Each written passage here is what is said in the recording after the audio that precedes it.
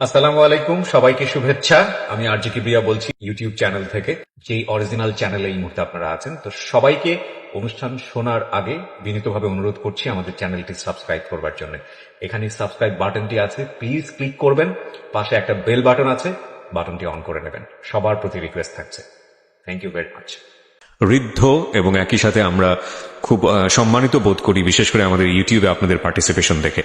আমি বিনীতভাবে অনুরোধ করব, যারা এই অনুষ্ঠানটি এই মুহূর্তে শুনছেন কিংবা এখন পর্যন্ত আমাদের ইউটিউবে সাবস্ক্রাইব করেননি, তাদেরকে আমাদের ইউটিউব চ্যানেলটিতে এসে সাবস্ক্রাইব করবার জন্য। কেন বলি, এতে আপনারই লাভ। লাভ এই কারণে যে অনেকেই হয়তোবা সময় মতো অনুষ্ঠানটা শুনতে পারেন না। সেক্ষেত্রে লাভটা হচ্ছে এটাই, যদি আপনি আমাদের ইউটিউব চ্যানেলটি সাবস্ক্রাইব করেন এবং করবার পরে যদি আপনি নোটিফিকেশনটা অন রাখেন, মানে সাবস্ক্রাইবের পাশেই দেখবেন যে বেল বাটনটি আছে, বেল বাটনটি যদি অন রাখেন, তাহলে এই যে অনুষ্ঠানটি আপনারা শুনছেন এই মুহূর্তে, সেটা আপলোড করবার সঙ্গে সঙ্গেই আপনি আপনার মোবাইলের নেট অন করার সঙ্গে সঙ্গে আপনি নোটিফিকেশন পেয়ে যাবেন যে নতুন একটি পর্ব সেখানে আপলোড করা হয়েছে, এবং সেটা আপনি আরামসে ওখান থেকে ডাউনলোড করতে পারবেন এবং শুনতেও পারবেন। সুতরাং সেই জায়গাটি থেকে আমি বিনীতভাবে অনুরোধ করছি যে আপনারা প্লিজ আমাদের চ্যানেলটি সাবস্ক্রাইব করুন। ফরচুনেটলি অর আনফরচুনেটলি যাই বলি না কেন, ইউটিউবের কিছু নিয়ম নীতি আছে। এখন পর্যন্ত আমাদের চ্যানেলটি মনিটাইজ না, তো সবাইকে বলবো যে চ্যানেলটি নিজের মনে করে সাবস্ক্রাইব করে এখানে কানেক্ট থাকবার জন্য চ্যানেলটি অবশ্যই সাবস্ক্রাইব করবেন। সাবস্ক্রাইব বাটনে ক্লিক করার পরে ডান পাশে যে বেল বাটনটি আছে, ওই বাটনটি অন করে নেবেন। ওকে, আপনি তো করবেনই, পাশে আপনার বন্ধুকেও বলুন যে ওখানে গিয়ে কানেক্ট থাকবার জন্য। অনেক বড় একটা ইন্ট্রো হয়ে গেল। কে রয়েছেন আমার সঙ্গে, শুরুতে একটু পরিচিত হই। আপনার নামটা একটু বলুন। আমার নাম শামিমা। শামিমা, বয়স কত? বয়স এখন 27। 27 ইয়ার্স। ওকে, জন্ম জেলা? জন্ম পুরান ঢাকায়। পুরান ঢাকাতে আপনার জন্ম? হ্যাঁ, পুরান ঢাকাতেই আমার ফ্যামিলি। তার মানে আপনি ঢাকাইয়া কুট্টি যেটাকে বলে বলতে পারেন এরকম। আচ্ছা, পুরান ঢাকার ভাষা পারেন? হ্যাঁ। ওকে, ঠিক আছে। আপনি যে ভাষাতে যেভাবে বলতে কমফোর্ট ফিল করেন সেভাবেই বলবেন। তো আমাদের এই যে অনুষ্ঠানের জীবন গল্প, এটা নিশ্চয়ই আপনি শুনেছেন এর আগে? হ্যাঁ, শুনেছি। ওকে, ঠিক আছে, তাহলে আপনার আইডিয়া আছে। জি বলুন, আপনি কি গল্প আজকে আমাদেরকে শোনাতে এসছেন? আমি আমার ছোটবেলা থেকে, মানে জন্ম থেকেই শুরু করতে চাচ্ছি। জি শিওর। আমি হচ্ছে আমার বাবা যিনি ছিলেন উনিও পুরান ঢাকার, আমার মাও পুরান ঢাকার। তো আমি যদি আমার গল্পটা বলতে চাই তাহলে আমার একদম জন্মের আগে, মানে আমার বাবা আমার বিয়ে থেকে শুরু করতে চাচ্ছি। নিশ্চয়ই নিশ্চয়ই, নো প্রবলেম। তো আমার বাবা ছিলেন একজন ব্যবসায়ী পুরান ঢাকার। আচ্ছা। আর আমার মানে পাশাপাশি উনি হোমিওপ্যাথিক ডাক্তারও ছিলেন। ওকে। তো খুব ভালো একজন মানুষ ছিলেন।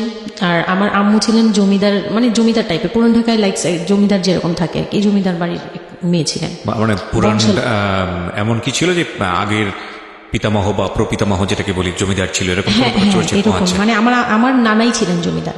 ওই এলাকার সব বিচার সালিশ করতেন, প্রভাবশালী ছিলেন। প্রভাবশালী করতেন। তো ওই দিক থেকে আমার বাবা তো বিয়ের প্রস্তাব দেয়নি, মানে ফ্যামিলি থেকেই। আমার বাবার আবার একটা বিয়ে করেছিলেন আরো 8 বছর আগে আমার আম্মুকে বিয়ে করার, ওটা ছিল লাভ ম্যারেজ। তো আব্বু আর ওই বড় আম্মু একসাথে পড়াশোনা করতেন, ওই দিক থেকে দুইজন পরিচয় হয়ে বিয়ে হয়েছিল। কিন্তু 1.5 বছর পরে আমার ওই বড় আম্মু মারা যায়, অসুস্থ হয়ে মারা যান। তারপরে আমার আব্বু আর বিয়ে করবেন না, এরকম বলেছিলেন যে আর বিয়ে করবো না। তারপর প্রায় 8 বছর পরে আমার দাদু আর ফুপ্পিরা মিলে, মানে আমার আম্মুকে চুজ করে তারপর বউ করে নিয়ে আসে।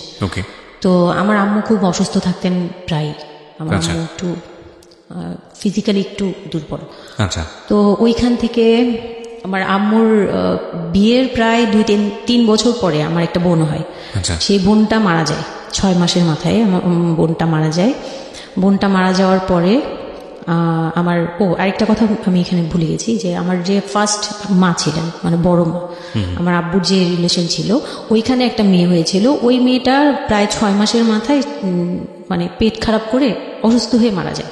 তো তার পরপরই আমার বড় মাও মারা যায়। তো ওইখানে হচ্ছে আমার ওই বাচ্চাটা ছিল মেয়ে বাচ্চা।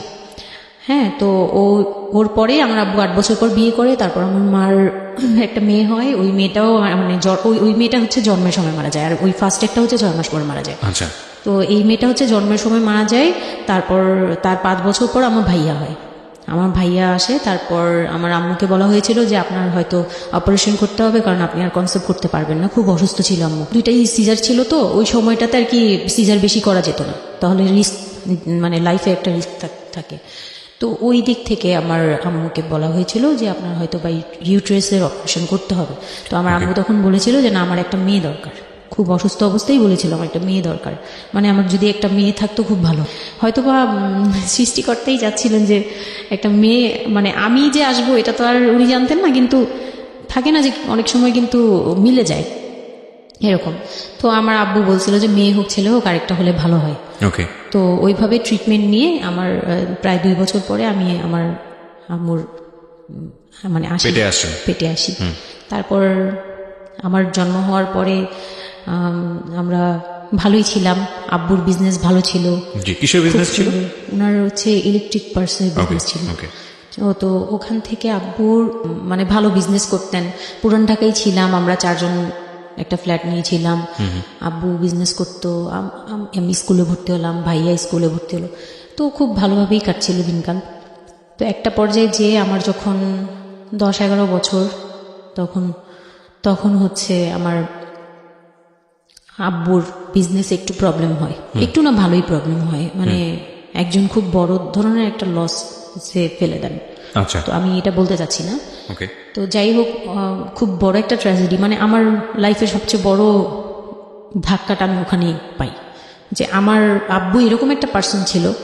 আব্বু সবসময় বলতো যেটা, যে আমার এই মেয়েটা হচ্ছে, আমি দেখতে নাকি সেই প্রথম যে আব্বুর বেবিটা ছিল না, মেয়েটা যেটা 6 মাসের মাথায় মারা গেল, আব্বু তাকে খুব ভালোবাসতো। আমি নাকি দেখতে সেম ওরকম হয়েছি, শুধু আমি কালো, ওই মেয়েটা ফর্সা ছিল। তো আমি যখন জন্ম হই তখন আব্বু নাকি আমার ফেস দেখেই কান্না করে দেয় যে এটা আমার বড় মেয়েটা যে ছিল তার মতো হয়েছে। তার মানে ও সেই, মানে আব্বুর ধারণা ছিল যে সেই আসছে, এরকম কিছু। তা আব্বু আমাকে অনেক আদর করতো, মানে অন্য বাবারাও আদর করে সব মেয়েদেরই, কিন্তু আব্বুর ভালোবাসাটা কেন জানি একদম ডিফারেন্ট ছিল, অনেক বেশি ভালোবাসতেন, অনেক বলার মতো না। সারাক্ষণ টেক কেয়ার, সারাক্ষণ, রাত নাই দিন নাই, সব সময়। আমার রাতে খুব বদভ্যাস ছিল, আমি রাত জাগতাম প্রচুর। প্রতি রাতেই আব্বু আমাকে হেঁটে হেঁটে ঘুম পাড়াতো কোলে নিয়ে। আচ্ছা। প্রায় 10 বছর 11 বছর পর্যন্ত আব্বু আমাকে কোলে নিয়ে ঘুম পাড়াতো, অনেক আদর করতো। আর যখন যেটা, তখন তো ছোট ছিলাম, যখন যেটা বলতাম আব্বু এখন এটা লাগবে, রাত দিন তো বুঝতাম না, আব্বু ওই সময় বের হয়ে যেত, মানে খুঁজতে বের হয়ে যেত কোথায় পাই এটা, আমার মেয়ে বলছে।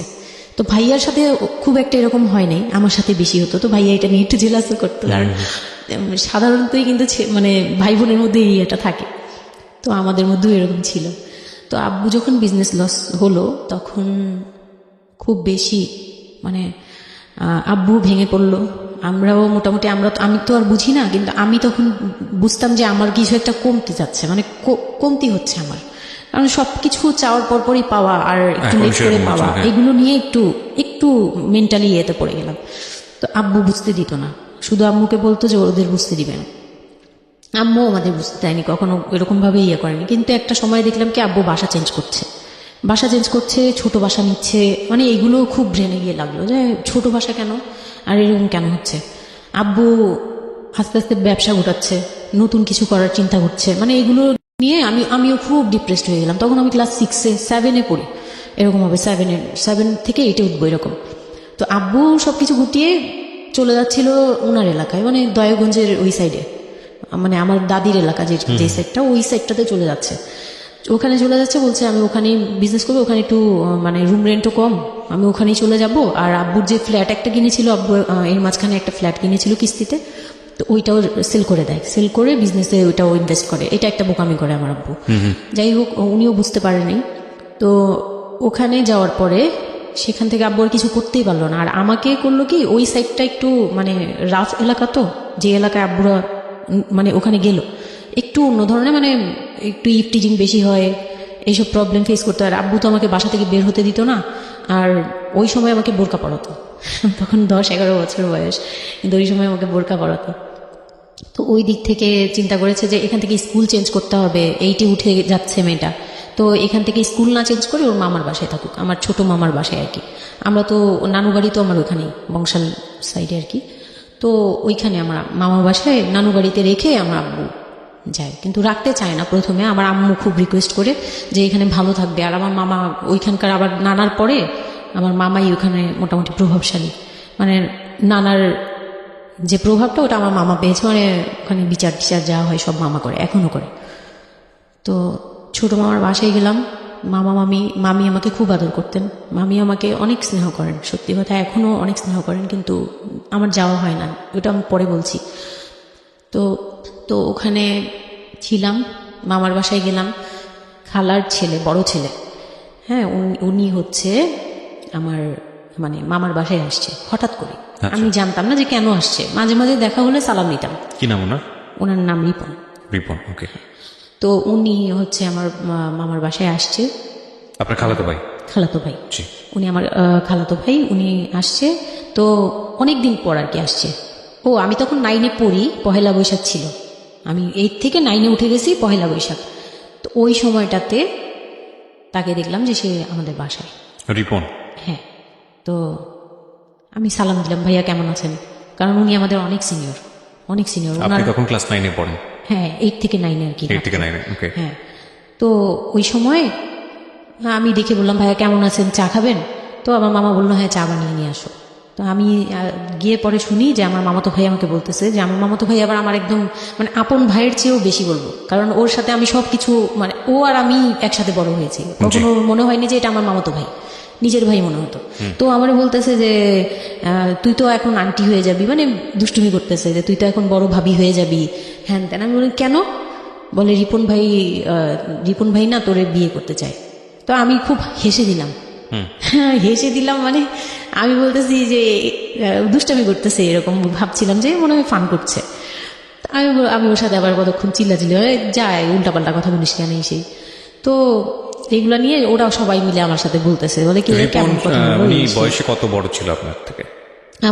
আমার তখন 13 আর উনার তখন ধরেন 37। 24 বছরের বড়, মানে আপনার এই প্রশ্নটা আমাদেরও আছে। 24 বলতে এখানে এবং হ্যাঁ, হিন্দু ধর্মের। ও মাই গড, ওকে।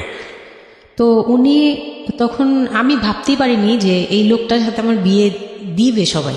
মানে ও বললে তো এটা পাগলামি মনে করার কথা, যে এটা একটা পাগলামি, এটা কেমন কথা ক্লাস 9-এ পড়া যে উনি যদি মানে লিগেল বয়সে বিয়ে করতে হয় তো আমার সমান একটা বিয়ে বাচ্চাই থাকবে। হ্যাঁ, তা আমি না ভাবতেই পারিনি তখন। তারপরেও না আমি চুপ হয়ে গেছি, আমি এই ব্যাপারে ডিসিশন দেওয়ার মতো বয়স আমার ছিল না, জ্ঞানও ছিল না। তো হুট করে আমার মামা মামি আমাকে জিজ্ঞেস করারও প্রয়োজন বোধ করেনি বা জানানোরও প্রয়োজন, কি কারণে জানি না, তবে ওনারাই ডিসিশন নিয়ে বললো যে আমার আব্বু আম্মুকে জানালো, আমার মেঝো খালা যে মানে আমার আম্মুর ইমিডিয়েট বড় যে, উনাকে আমার আব্বু আম্মুর কাছে পাঠায়।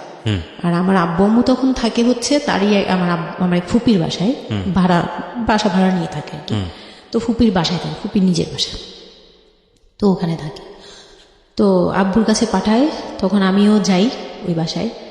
তো আমি তো আর জানি না এই কথা বলতে আসবে। আমি আবার ভাইয়ার সাথে বসে বসে গল্প করতে থাকি, ভাইয়া ছিল, ফুফাতো বোন ছিল, আমরা একসাথে গল্প করতে থাকি।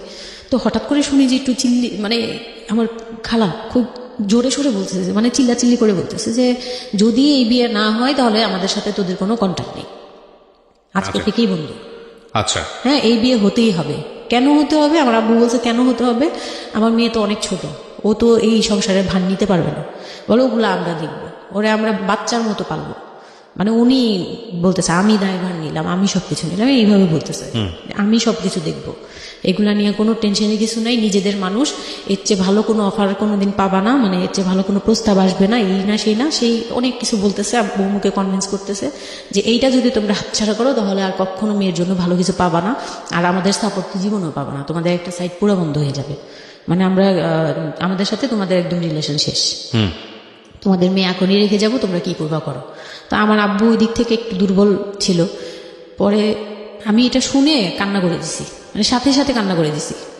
তো আমার ভাইয়াও বুঝছে, আমাকে নিয়ে ছাদে চলে গেছে। আমার ফুফাতো বোন, ভাইয়ার এক খুব ক্লোজ ফ্রেন্ড ছিল, ছোটবেলার বন্ধু, সেও আমাকে খুব আদর করতো বোনের মতো, সেও গেল উপরে, বলতেছে আপু তুই কান্না করিস না, আমরা দেখতেছি কি করা যায়।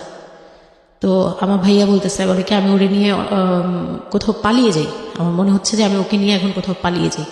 যে রিপোর্ট ভাই এটা কিভাবে এটা বলতে পারে যে বিয়ে করবে ওকে। তো আমি খুব কান্নাকাটি করছিলাম। আমার খালা চলে গেল, খালা চলে যাওয়ার পরে আমার ভাইয়া আব্বুকে যে কি বলছে জানি না, আব্বু আবার ছাদে আসছে, আমি কান্না করতেই আসি, মানে তখন কন্টিনিউ কান্না করতেছি। তো আমার আব্বু ছাদে এসে যেটা বললো যে, আমার আব্বু তখন বললো যে, বলে আমি তোমাকে নিয়ে মানে বনে চলে যাব দরকার পড়লে, কিন্তু আমি ওর কাছে তোমাকে দিব না। তো আমি দেখলাম যে আব্বু ফিজিক্যালি, মেন্টালি, আর্থিকভাবে সব দিক থেকে দুর্বল। এখন আমাকে নিয়ে যদি বের হয়, সে পারবে না, এটুকু বুঝলাম। তার দ্বারা সম্ভব না এটা। পরে আমাকে বললো যে তুমি যদি রাজি থাকো তাহলে আমার কোনো আপত্তি না, যদি তুমি বলো যে না আব্বু আমি রাজি না, তুমি শুধু একবার বলো, তাহলে আমি তোমাকে নিয়ে বের হয়ে যাবো। আমরা বাবা মেয়ে কই থাকবো কেউ জানার দরকার নেই। আপনার মার কি ভূমিকা ছিল এই সময়? আমার মা তখন বলতেছে যে দিবে। আমার মা ইচ্ছা ছিল যে দিবে, কারণ আমার মা তখন এই জিনিসটা বুঝে না। মানে আমার মা এমনিতেও অনেক সৎ সরল, সত্যি কথা বলতে ওনার দোষ নাই এটা। সেইটা বুঝতো না যে এই যে ডিস্টেন্সে বিয়ে দিলে এই বিয়েগুলো টিকে না। বা 24 বছর বয়সের ডিফারেন্স, এগুলো নোট করবেন এবং খুব ইম্পর্টেন্ট, আসলে খুবই ইম্পর্টেন্ট। কারণ বয়সের গ্যাপটা, না ঠিক আছে, কিছু কিছু মানুষের জীবনে যে ব্যতিক্রম ঘটে না তা কিন্তু না, কিন্তু এই ব্যতিক্রমটা যদি আমরা উদাহরণ হিসেবে নিয়ে সবার উপর চাপিয়ে দেওয়ার চেষ্টা করি তাহলে কিন্তু সেটা সম্ভব নয়। ঠিক আছে, একটু একটু খেয়াল করবেন। 24 বছরের ডিফারেন্স হচ্ছে ও এবং ওর খালাতো ভাই রিপনের মধ্যে। ও যখন 13 বছর তখন ওর খালাতো ভাই হচ্ছে 37। So it's a huge gap. সাধারণত বলা হয়ে থাকে 4-5 বছরের গ্যাপ ইজ ওকে, কিন্তু এর থেকে বেশি না হওয়াটাই বেটার। সেক্ষেত্রে 24 বছর, কোথায় 4-5 বছর আর কোথায় 24 বছর। হ্যাঁ, দেন হচ্ছে ওই বিয়েটা, মানে আপনি কি বললেন? এখন তো আমি সিদ্ধান্ত তখন- আসলে আপনার জায়গায় ছিল। সিদ্ধান্ত আমার জায়গায় বলতে আমি তখন 13 বছর বয়স, তো মানে আমি তখন প্রেমও করিনি একটাও। মানে একটা এজ থাকে কিন্তু সবকিছুরই। মানে তখন দেখতাম যে আশপাশে মানে যারা কলেজে পড়ে, আমার একটা টার্গেট ছিল যে আমিও একদিন কলেজে পড়বো, আমার অনেক ফ্রেন্ড সার্কেল থাকবে, হয়তো বা আমার ভালো একটা রিলেশন থাকবে, বা বিয়ে হবে, এরকম সবারই একটা ইয়ে থাকে। কিন্তু ওই বয়সটাতে আমার ওইটুকু যাওয়ারও মানে ওই চিন্তাতে আমি যাইনি তখনও, যে আমি একটা রিলেশন করব আর ওই জায়গায় বিয়ে।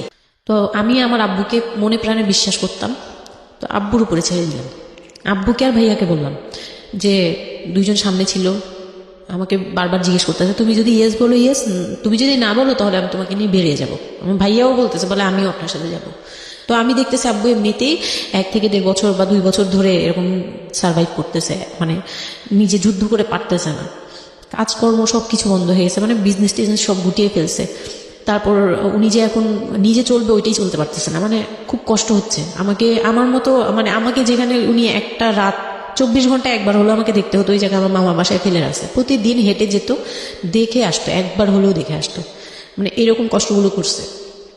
ওই দিক থেকে চিন্তা করে দেখলাম যে না, আমার আসলে ওনাকে প্রেশার দেওয়া উচিত না, ওনার উপর ছেড়ে দিই। তখন আর কি এটাই মাথায় কাজ করছে যে আব্বু আপনি যেটা বলবেন সেটাই। পরে তার 1 সপ্তাহের মধ্যে 14 এপ্রিল পয়লা বৈশাখ আর 23 তারিখে আমার এঙ্গেজমেন্ট হয়। এঙ্গেজমেন্ট হয়ে যায়। হ্যাঁ, ওই উনি একদম খুব তাড়াহুড়া করে যে এঙ্গেজমেন্ট হতে হবে, বিয়ে হতে হবে খুব শীঘ্রই, তো ওইভাবে এঙ্গেজমেন্ট হয়। আমার এঙ্গেজমেন্টের পরেও আমি একদম স্টপ, আমার মাথায় কিছুই, তখন আমি পুরোপুরি ব্ল্যাঙ্ক, মানে আমি যে নিজের থেকে কিছু বলবো কিছু করব আমার ভিতরে ওইগুলো আর কাজ করছিল না। স্কুলে যাইতাম, অনেক সময় যাই না, এরকম আর কি, যে যেতে ইচ্ছে করলে যাই, না ইচ্ছে করলে যাই না, ওকে, এরকম হয়ে গেলাম। এঙ্গেজমেন্টের 3 মাস পরে বিয়ে হওয়ার কথা ছিল, কিন্তু ঘুরতে ঘুরতে 4 থেকে 5 মাস ইয়ে হলো। তো 2004-এ 4 থেকে 5 মাসের মধ্যে সে আমার সাথে অনেকবার দেখা করতে চাইছে, কেউ দেখা করতে দেয়নি, কারণ আমার ফ্যামিলি খুব রেস্ট্রিক্টেড ছিল এইসব ব্যাপারে, কেউ দেখা করতে দেয়নি। আর আমিও ভয় পেতাম, তো আমি খুবই ভয় পেতাম, উনাকে অনেক ভয় পেতাম, সোজা কথা আমি উনাকে খুব ভয় পেতাম। তো এর মাঝখানে এক ভাবি, আমার নানু বাড়িতে ছিলাম, তো মানে মামা বাড়ি, আমার মামার নিজের বিল্ডিং হচ্ছে একটা, আর নানু বাড়ি পুরোনোটা, যেটা পুরোনো বাড়ি, ওখানে তো আমার সব জয়েন্ট ফ্যামিলি, মানে আমার অন্য অন্য মামারা এবং মামাতো ভাইয়ের বউরা সবাই একসাথে থাকে। তো আমার এক মামাতো ভাইয়ের বউ তাকে খুব রিকোয়েস্ট করছে যে ভাবি আপনি ওকে একটু ডেকে দেন, কথা বলবো। তো আমার মামাতো ভাইয়ের বউ মনে করছে যে সে তো তাদের তো বিয়েই হচ্ছে, তো সমস্যা কি, ডেকে দিই। তো আমাকে আর বলে নাই। প্রথম একবার আমাকে বলছিল যে দেখা করে দিবে, তখন আমি বলছি না আমি যাবো না, আমি দেখা করবো না, আমার খুব ভয় লাগতো। তখন আমার বিয়ের মনে হয় 1.5-2 মাস আগের কথা এটা। তো আমার মামাতো ভাইয়ের বউ আমাকে ডাকছে যে কিছু একটা বলে, মানে জামা বানানো বা সামহাও এরকম কিছু একটা, অনেক বছর আগে তো ভুলেও গেছে যে কি একটা কারণে আমাকে ডাকছে সে। তো আমি গেলাম, একদম মনের অজান্তেই গেলাম। গিয়ে পরে রুমে গেছি, পরেই দেখি হইল মানে রিপন বসে আছে। তো বসে আছে দেখে না আমার একদম খুব একটা আঘাত লাগলো যে এই ভাবি আমাকে এইভাবে নিয়ে আসলো। আর ভাবি তো মজা করে, মানে ওনারও দোষ না, উনি ভাবতেছে যে নতুন বিয়ে হবে ওদেরকে একসাথে করিয়ে এসি। তো উনি বললো কি আচ্ছা তোরা বস, আমি চা নিয়ে আসি, এরকম বলে উঠে গেল না, আমার আরো ভয় লেগে গেছে। আর তখন আমি গিয়ে দেখতে পারলাম যে ওই লোকটার আচরণ খুবই খারাপ। মানে আমার কাছে তখন মনে হয়েছে যে কেন মনে হলো এটা? কেন মনে হলো, হুট করে ভাবি যখন গেল সে সাথে সাথে আমার পাশে এসে বসছে এবং আমাকে মানে খুব মানে নোংরাভাবে টাচ করতেছে। তখন আমার বয়স খুব ছোট, তো স্বাভাবিক না এটা আমার কাছে ভালো না লাগার কথাই, কারণ মানে কথা হয় আমি না। তাকে বড় ভাই জানি।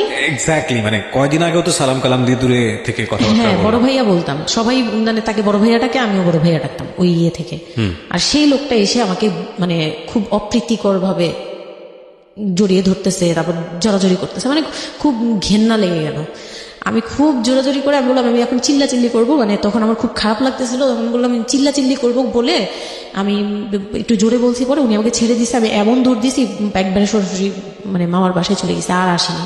আর ওখানে গিয়ে অনেক কান্নাকাটি করছে যে এখন তো নাও করা যাবে না, আর এই লোকটা এরকম কেন, এই লোকটা তো তাহলে বিয়ের পরে, মানে আমার একটা ভয় ঢুকিয়ে গেছে যে এই লোকটা তো তাহলে আমাকে না জানি কি করবে, এরকম একটা ভয় ঢুকিয়ে গেছে। তখন তো ছোট ছিলাম, আর আমাদের ওই সময়টাতে তো এত মিডিয়া ছিল না যে আমরা এত কিছু বুঝবো যে এই আর কি। তো ওখানে তারপর 1.5 থেকে 2 মাস পরে বিয়ে হলো। এর মাঝখানে অনেকবার ফোন টোন করতো, এই করতো, আমি রেসপন্স করতাম না। তো বিয়ে যেদিন হলো, বিয়ের রাতের কথাটা কি বলবো। নিশ্চয়ই আপনার যদি মনে হয় যে বিষয়টা সামাজিকতার জায়গাটা থেকে খুব সেন্সিটিভ, একটা মেয়ের মানসিকতার জায়গাটা থেকে, যেটা আসলে এটা আমার বলার মতো শক্তিও নাই। সত্যি কথা বলতে আমি এটাই আমার লাইফের সবচেয়ে বড় ট্র্যাজেডি, বিয়ের রাত।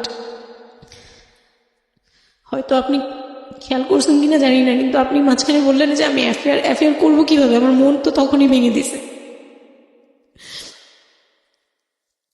আমার ভিতরে একটা ভয় কাজ করে।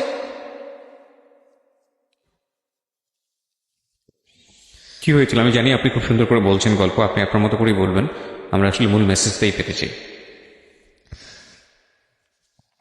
লোকটা হচ্ছে সামাজিকভাবে সবার কাছে খুব ভালো, সবার কাছে ভালো বলতে মানে গলিতে বা এলাকায় কিছু করে না, সেই এলাকায় খুব ভালো ব্যবসা করে, খুব সহজ সরল ভাবে দোকানে যাচ্ছে, আসতেছে, খাচ্ছে, ঘুরছে, নর্মাল।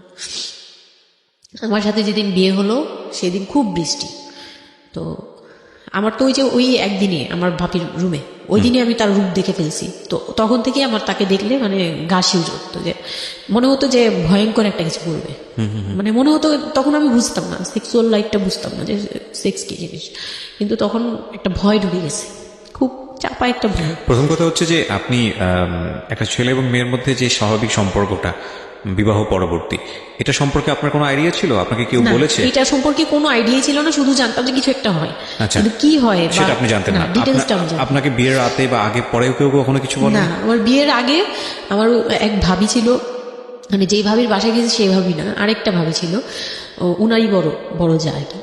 তো ওই ভাবি আমাকে জাস্ট কানে কানে বলছে যে আজকে কিন্তু যাই হোক একদম চুপ থাকবি, আমাকে এইভাবে বলছে। শুধু এটা বলেছে? শুধু এটা বলছে, আজকে যাই হোক। আরো ভয়ানক কথা বলেছে, মানে এটা শুনে তো আরো ভয়। যাই হোক কি হবে, বলে কিছু বুঝো না তুমি, হ্যাঁ কিছু এতই ছোট, কিছু বুঝো না, এইগুলি বলতেছে। মানে আপনার মনে আরো বেশি ভয় ঢুকে গিয়েছে? কোন ধরনের চিল্লাচিল্লি করবি না, চুপচাপ থাকবি, মানে জাস্ট হাসি মুখে এরকম করে বলছে। কিন্তু আমার কাছে একটু ভয় লাগছে তখন, যে এই লোকটা তো ওই সময় যদি এরকম মানে খপ করে জড়া ধরতে পারে, এই লোক কি করতে পারে, কি হতে পারে, মানে এই টাইপের একটা ভয় কাজ করছে তখন এই জিনিসগুলো বুঝতাম না, মানে ফিজিক্যাল রিলেশন বা এগুলি এই সম্পর্কে কিছুই জানতাম না। জানতাম যে কিছু একটা হয়, হাজব্যান্ড ওয়াইফে কিছু হয়, কিন্তু কি হয় এটা জানতাম না, এরকম ছিলাম।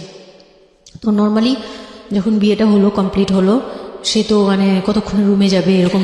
একটু পজ দিচ্ছি আমি এখানে, কারণ আমি জানি যে ম্যাক্সিমাম আমি গেস করছি এখানে, কারণ এখানে যারা শুনবে বা এই মুহূর্তে যারা শুনছে তাদের ইন্টেনশনটাকে আমি একটু ক্লিয়ার করতে চাই। সেটা হচ্ছে আমরা এটা বলি যে this is an entertaining show, but এই জীবন গল্প বলেন বা আমার লাস্ট 7-8 ইয়ার্সের ক্যারিয়ারে আমি রেডিওতে যে ধরনের প্রোগ্রাম করেছি, সোশ্যাল অ্যাওয়ারনেসের জায়গাটা থেকে এটা কি ধরনের ভূমিকা রেখেছি সেটা আপনারা আপনাদের জায়গা থেকেই ভালো মূল্যায়ন করতে পারবেন। বাট আমি একটু করজোরে আপনাদের কাছে একটা মিনতি করতে চাই, এই ঘটনাটাকে সিনেমা হিসেবে না দেখে, সিনেমার পর্দায় কিছু একটা ঘটতে যাচ্ছে এরকম একটা কিছু হিসেবে না দেখে, রেডিও হিসেবে না দেখে একটু নিজের জায়গা থেকে চিন্তা করে দেখবেন, বা যদি বিষয়টা এরকম হয় একটা মানবিক জায়গা থেকে একটু চিন্তা করে দেখবেন। 24 বছরের গ্যাপ হাজব্যান্ড আর ওয়াইফের মধ্যে, 24 ইয়ার্স, 13 বছরের একটা মেয়ে, যে মেয়েটার জীবনে প্রেম বলতে কোনো কিছু আসেনি, শারীরিক সম্পর্ক কি সে বোঝেই না, এবং দ্বিতীয়ত যে বিষয়টা ইম্পর্টেন্ট, বয়ঃসন্ধিকালের একেবারে ইনিশিয়াল স্টেজে সে আছে, সে জানি না আসলে বিষয়গুলো কি। আর 37 বছর মানে হচ্ছে আমাদের পার্সপেক্টিভ থেকে, আমাদের সামাজিকতা জায়গা থেকে একটা ছেলে যখন একদম এই সমস্ত স্টেজ, প্রেম বলেন, শারীরিক সম্পর্ক বলেন, বা অন্যান্য যে বিষয়গুলো আছে সেগুলো বলেন, সেগুলো অতিক্রম করে মোটামুটি বৈষয়িক হয়ে গেছে। বৈষয়িক বলতে আমি যেটা বোঝাচ্ছি, এই জীবনে এসে দায়িত্ব ছাড়া অন্য কোনো কিছু থাকে না 37 কিংবা 40 বছরের পর থেকে, এরকম একটা স্টেজে আছে। তার মানে ওদের মধ্যে মেন্টাল ম্যাচিং এর কত বড় একটা গ্যাপ। সেই জায়গাটা থেকে ছেলেটা যদি মেয়েটাকে বুঝতে না চেষ্টা করে, বিশেষ করে ছেলের দায়িত্ব, কারণ যেহেতু সে সিনিয়র, যদি বুঝতে না চেষ্টা করে, তাহলে এটা কতটা অমানবিক এবং কতটা পাশবিক, কতটা ভয়ঙ্কর হতে পারে মেয়েটার জায়গাটা থেকে, এটা একটু চিন্তা করবেন। সো বিশেষ করে যারা বাসরাত বিষয়টাকে মাথায় রাখছেন, তাদেরকে আমি বলবো প্লিজ থিঙ্ক লাইক দিস। এখানে একটু মানবিক হওয়া প্রয়োজন। এখানে যদি আমরা শুধু এন্টারটেনমেন্ট হিসেবে বিষয়টাকে নিই, তাহলে আমি আসলে যে কারণে এই বিষয়টা আনতে চাচ্ছি সেই মেসেজটা ক্লিয়ার হবে না। Okay, so please feel the story actually. তারপর বিয়ের দিন যেটা আর কি, রাতের বেলা সবাই আমাকে নিয়ে আসলো বাড়িতে, মানে ওনাদের বাসায়। তো ওই বাসায় হচ্ছে একটা রুম, মানে প্রথম হচ্ছে বাসায় ঢুকেই কোনো বারান্দা টারান্দা কিছু নেই, শুধু রুম আর সিঁড়ি। আচ্ছা। সিঁড়ি ঘর, মানে পুরান ঢাকার বাসাগুলো একটু বেশি ইয়ে হয়তো, খুব ছোট ছোট হয়তো, ঘিঞ্জি টাইপের হয়। হ্যাঁ, আমি একসময় জিএসআরসিতে কাজ করতাম, আমার ফার্স্ট জব ছিল ওটা, আমি সার্ভে করেছিলাম পুরান ঢাকায়। আচ্ছা। সেটাই আমার প্রথম পুরান ঢাকায় যাওয়া, এবং আমার কাছে মনে হয়েছিল যে আমি কোথায় এসেছি। অনেক ঘিঞ্জি ভাইয়া, না, এখন এটা কারণ এখন হচ্ছে নাই কি, পুরান হয়তো। ঢাকা নিয়ে অনেকেই অনেক কিছু বলেন, কারণ ঢাকাইয়া যারা, তাদের কাছে পুরান ঢাকাটা একটা নস্টালজিক জায়গা। আমি তো আর ঢাকায় বড় হইনি, না। সো আমার কাছে ঢাকা, আমি যখন ঢাকায় প্রথম পাড়া দিয়ে যখন পাবলিক বাসে উঠেছিলাম, তখন আমার কাছে মনে হচ্ছে আল্লাহ আমি কোথায় আসলাম, এই জায়গায় আমি কেন আসলাম। তো নর্মালি হচ্ছে ঢাকা এরকম। তারপরে যখন পুরান ঢাকায় গেলাম, পুরান ঢাকার সাথে আমার ওই ধরনের অ্যাটাচমেন্ট কখনোই ছিল ওটা না। অনেক বেশি, অনেক ঘিঞ্জি। আমার মনে আছে চকবাজারের যেই চকবাজার নামে একটা যে জায়গা আছে, ওখানে হ্যাঁ, চুরি চকবাজার। পট্টি বা কি যেন একটা আছে না, যে মেয়েদের কসমেটিক্স বিক্রি করে, হ্যাঁ। ম্যাক্সিমাম হচ্ছে নকল, আমি জানি না এখন কিরকম আছে। তো আসল আমি নকল, জীবনে হ্যাঁ, কোনোদিন সবই দেখি আছে, নাই হ্যাঁ। যে একটা মানুষ আরেকটা মানুষকে গলি দিয়ে ক্রস করতে পারে।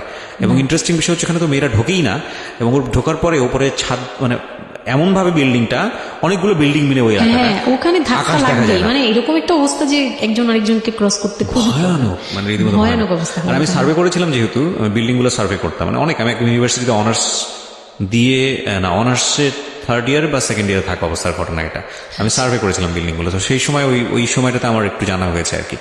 তো আসলে ভয়ানক রকমের ঘিঞ্জি। হ্যাঁ, তো বলুন যেটা বলছিলেন।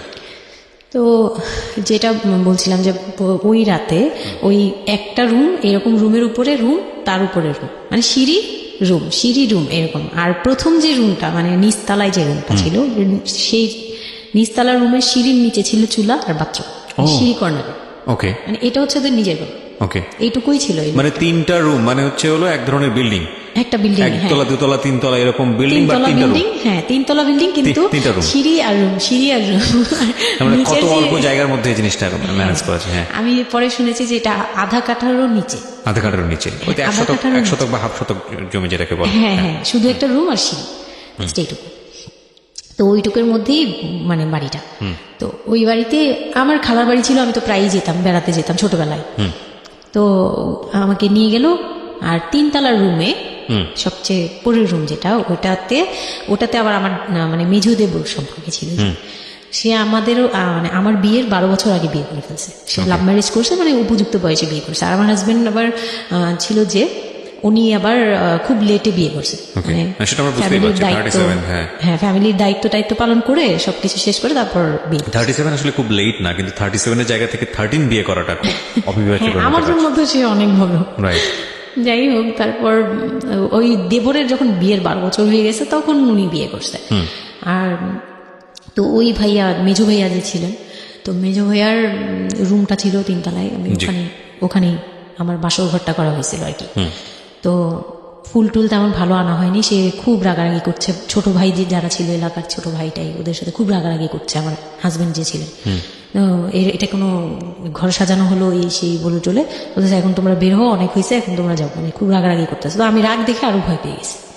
প্রথম রাত, তারপর আবার আমি মানে এই অবস্থায় আসছি, বউ হয়ে আসছি, আমার শরীরে ভারী গহনা শাড়ি টাড়ি, মানে আমি এগুলোর ওজন নিতে পারছি না। 4-5 ঘন্টা হয়ে গেছে আমাকে এগুলো পরায় রাখা হয়েছে, ভারী মেকআপ দেওয়া হয়েছে, আমি এগুলো কখনো ইউজ করিনি ফার্স্ট লাইফে। মানে আমি দেবীর মতো সেজে বসে আছি, এরকম একটা ইয়ে। তো খুব ভয় ভয়েও কাজ করছে, নার্ভাসনেস। তারপর এখন কি হবে, সবাই বের হয়ে গেলে কি হবে, এটা একটা টেনশন। আর শুধু মানে কেমন কেমন জানি একটা ফিল।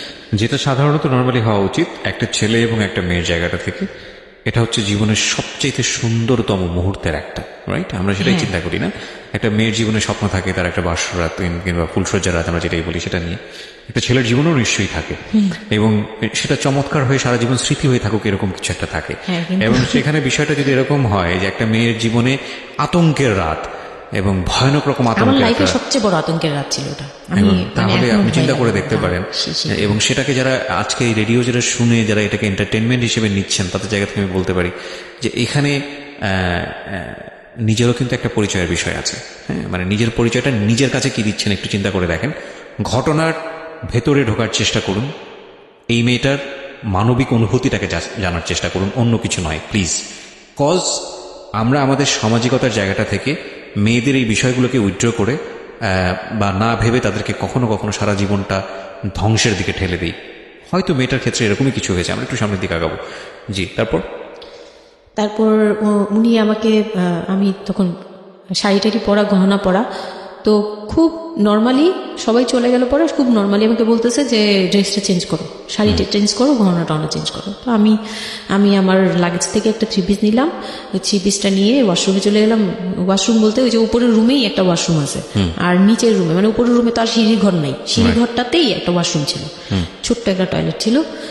ওইটাতে গিয়ে আমি চেঞ্জ করলাম খুব কষ্টে, চেঞ্জ করে তারপর মুখের মেকআপ টেকআপ ওগুলো ওয়াশ করে আসলাম। তারপর আসার পরে উনি বলতেছে উজু করে আসো।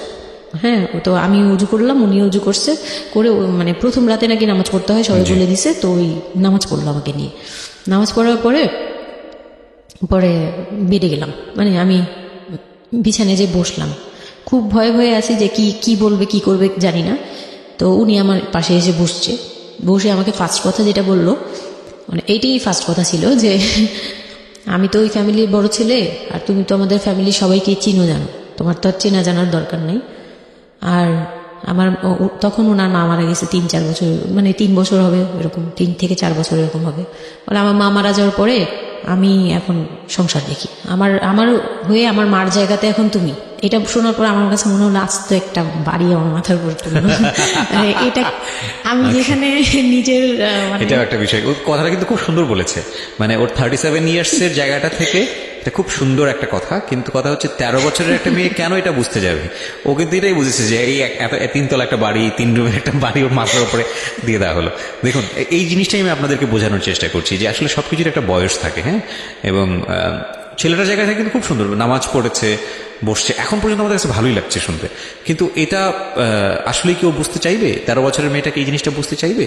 এইটা বোঝাটা জরুরি ছিল। হ্যাঁ, তারপর উনি যেটা বলছে যে আমার ভাই বোন আছে, সবাই আমার ছোট, কিন্তু আমার তো প্রায় 10-12 বছরের বড়। ওনার যে 10-12 বছরের ছোট, সে আমার 12-13 বছরের বড়। মানে তাকে আমি ছোটবেলা থেকে এইভাবে দেখে অভ্যস্ত। তো এইগুলো চিন্তা ভাবনা, মানে ওই সময় তো আর এত কিছু কিন্তু ওনার ছোট ভাই বোন এগুলা, মানে ওনার কাছে তো এগুলো বাচ্চা এখন, আর আমার কাছে তারা অনেক বড়। আমি তাদেরকে কি টেক কেয়ার করবো, তারা আমাকে করবে, মানে আমার এরকম একটা বিষয়টা তাই। হ্যাঁ, তো আমি চুপ হয়ে শুধু শুনছিলাম, ও আচ্ছা, মানে আমি কিছু বলার মতো ভাষাও পাচ্ছি না, বা আমি কি বলবো, আমার এখানে ডায়লগই কি ছিল, মানে আমি এরকম মনে হচ্ছে যে কেউ আমাকে একটা স্ক্রিপ্ট ধরাই দিত, আমি একটু দেখে আমাকে কেউ কিছু বলেও না, এগুলো কি বলতেছে। তো যাই হোক, এই কথাটার পরে মানে যখন উনি এটা বলার পরে বলতেছে যে তুমি, আমাদের একটা মানে রুলস আছে, বিয়ের পরে নাকি বাসর ঘরে নাকি কিছু দেয়, হাজব্যান্ড ওয়াইফকে কিছু দেয়, তারপর নাকি টাচ করে, এরকম কিছু একটা। তো আমাকে বলতেছে যে তোমার কি আমার উপর কোনো দাবি আছে, মানে এগুলো আমি জানতাম না, এগুলো আমি অনেক পরে গিয়ে শুনছি। এগুলো অনেক পরে গিয়ে জানছি যে এই সময় নাকি কিছু চাইতে হয়, মানে এই সময় যা চাইবে তাই দিতে হবে, এরকম কিছু একটা। তো এটাও আমাকে কেউ বলে দেয়নি। আমি এই সময় একটা লসে পড়ে গেলাম না, এরকম মনে হচ্ছে এখন আর কি। তখন আমাকে এটা কেউ বলে নাই। বাই দ্য ওয়ে, আমরা যার গল্প আজকে এখানে শুনছি উনি হচ্ছেন শামীমা। হ্যাঁ, যেখানটা ছিলাম না, আমি বললাম যে না, আমি জানতাম না দাবি জিনিসটা কি। তো না বলার পরেই সে তো মানে আমার কাছে খুবই মানে এই কথাগুলো বলতে আমি বলতে পারবো না। না ঠিক আছে, বলার দরকার নেই, আমরা ওইভাবে সিচুয়েশনটা বুঝে বুঝতে নেন পারছি। যে ওইটা আমার ফার্স্ট নাইট ছিল, আর আমি ওগুলা মানে ওই ফিজিক্যাল ব্যাপারগুলো আমি বুঝতাম না ওই সময়টাতে, বুঝার কথাও না, বুঝতাম না, একদমই বুঝতাম না যে এই হয়। তো যখন উনি শুরু করলো, শুরু থেকে শেষ পর্যন্ত মানে খুব অল্প সময়ের মধ্যে খুব অমানবিকভাবে মানে এটা এখন বর্তমানে যদি আমি কল্পনা করতে যাই তাহলে এটা একমাত্র পারে রেপিস্টরাই পারবে, এটা রেপ ছাড়া কিছু ছিল না। এখন বুঝি, ওই সময় বুঝতাম না। আর ওই সময় আমি এগুলো বুঝতাম না দেখে, আর আমাকে একটা কথা বলা হয়েছিল, আমার মাথায় একটা জিনিস কাজ করছিল যে ভাবি বলছে যে এইখানে যা হবে এগুলো সবই ঠিক, হ্যাঁ এখানে যাই হোক, মানে ভেঙে বলেনি, বলছে তোর সাথে আজকে যা হবে এইটি ঠিক, আর এটা মেনে নিতে হবে, আর এটা যদি না মেনে নিস তাহলে মানে মানে এই ধরনের একটা বলছে যে এটা আজকের রাতের কোনো চিল্লাচিল্লি করা যাবে না। তো আমিও চুপ করে, আমার কাছে মনে হচ্ছিল কেউ আমাকে ছুরি দিয়ে আঘাত করতেছে, মানে মনে হচ্ছিল যে কেউ আমাকে ছুরি দিয়ে আঘাত করতেছে, আর আমি ব্লাড দিয়ে পুরো মানে আমার শরীরে সব ব্লাড বের হয়ে যাচ্ছে। আমার এরকম মনে হচ্ছে যে আমার শরীর থেকে সব ব্লাড বের হয়ে যাচ্ছে, আমি মানে গরু কাটলে যেরকম ইয়ে করে না, আমি ওরকম কাঁপতেছি, ওরকম কাঁপতেছি। কিন্তু সে তার কাজ করলো। আমি খুব অবাক হয়েছি যে আমি উঠে বসতে পারতেছিলাম না, সে আমাকে টান দিয়ে উঠে বসাইছে, বসায় বলতেছে ওয়াশরুমে যাও। আমি ওয়াশরুমে কিভাবে গেছি আমি জানি না, আমি খুব ধরে খুব মানে খুব কষ্টে কাঁপতে ওয়াশরুমে গেলাম, ফ্রেশ হয়ে আসলাম। আসার পর আমি খুব কষ্টে যে আমি যখন বিছানায় মানে ঘুমাতে যাব তখন আবার মাই গুডনেস, এরকম করে সে সারা রাতে মানে রাত 3টা থেকে ভোর সকাল 8টা পর্যন্ত 4বার আমার সাথে এইরকম করলো। আমি আর সকালে উঠতে পারি না, মানে আমি উঠে বসতে পারি না। তারপর 2-3 দিন কি হয়েছে আমার মাথায় নেই, মানে আমি এখন আর এটা বলতে পারবো না, কারণ আমি পুরো সেন্সলেস ছিলাম, আর ওনারে দেখলেই আমি ভয় লাগতো। সে যতবার আসতেছে সামনে, 2-3 দিন আপনি সেন্সলেস অবস্থায় ছিলেন? আমি জানি মানে আমি সেন্স ছিল, কিন্তু আমি এখন গল্পটা বলতে পারবো না যে এই 2-3 দিনে কি হয়েছে। আচ্ছা আচ্ছা। এই 2-3 দিন আমার বৌভাত হয়েছে, আমাকে পার্লারে নিয়ে যাওয়া হয়েছে, কিন্তু আমি নিস্তব্ধ। আর তখন আমার মানে শারীরিক কন্ডিশন খুব খারাপ, কিন্তু সবাই বুঝতেছিল, কিন্তু কেউ বুঝতে দিচ্ছিল না আমাকে। মানে এভরিবডি অ্যাভয়েড দিস, মানে সবাই জিনিসটাকে অ্যাভয়েড করে করছে, তারা পার্টিটাকে এনজয় এটা করছে। শুধু আপনার ফ্যামিলির সমস্যা না, এটা আমাদের পুরো সমাজেরই সমস্যা। এটা কিন্তু সমাজটাই অ্যাভয়েড করে। এবং আমার মনে আছে I face huge difficulty for the first time যখন আমি রেডিওতে এই ধরনের একটা, আমি নট আজকেই না প্রথম, আমি এটা এর আগে বিষয়গুলো খুব চ্যালেঞ্জ জায়গা থেকে আমি প্রচার করার চেষ্টা করেছিলাম। অ্যান্ড আই ফেস, এগুলো হয়তো আমার লিসনাররা কখনোই জানে না, আই ফেস হিউজ ডিফিকাল্টিস। যখন আমার প্রথম বইটা পাবলিশড হয় সেটা নিয়েও আমার একটা বড় ধরনের ডিফিকাল্টি ফেস করতে হয়েছে। একটা অদ্ভুত বিষয় হচ্ছে আমাদের সমাজে এই বিষয়গুলোকে আমরা অ্যাভয়েড করি, আমরা ঢেকে রাখতে চাই, আমরা মনে করি এটা একটা ট্যাবু, এটা সমাজে 8-10 জন মানুষের সামনে নিয়ে আলোচনা করা যায় না। একটু চিন্তা করে দেখবেন আলোচনা করা যায় না এটা কোন অর্থে?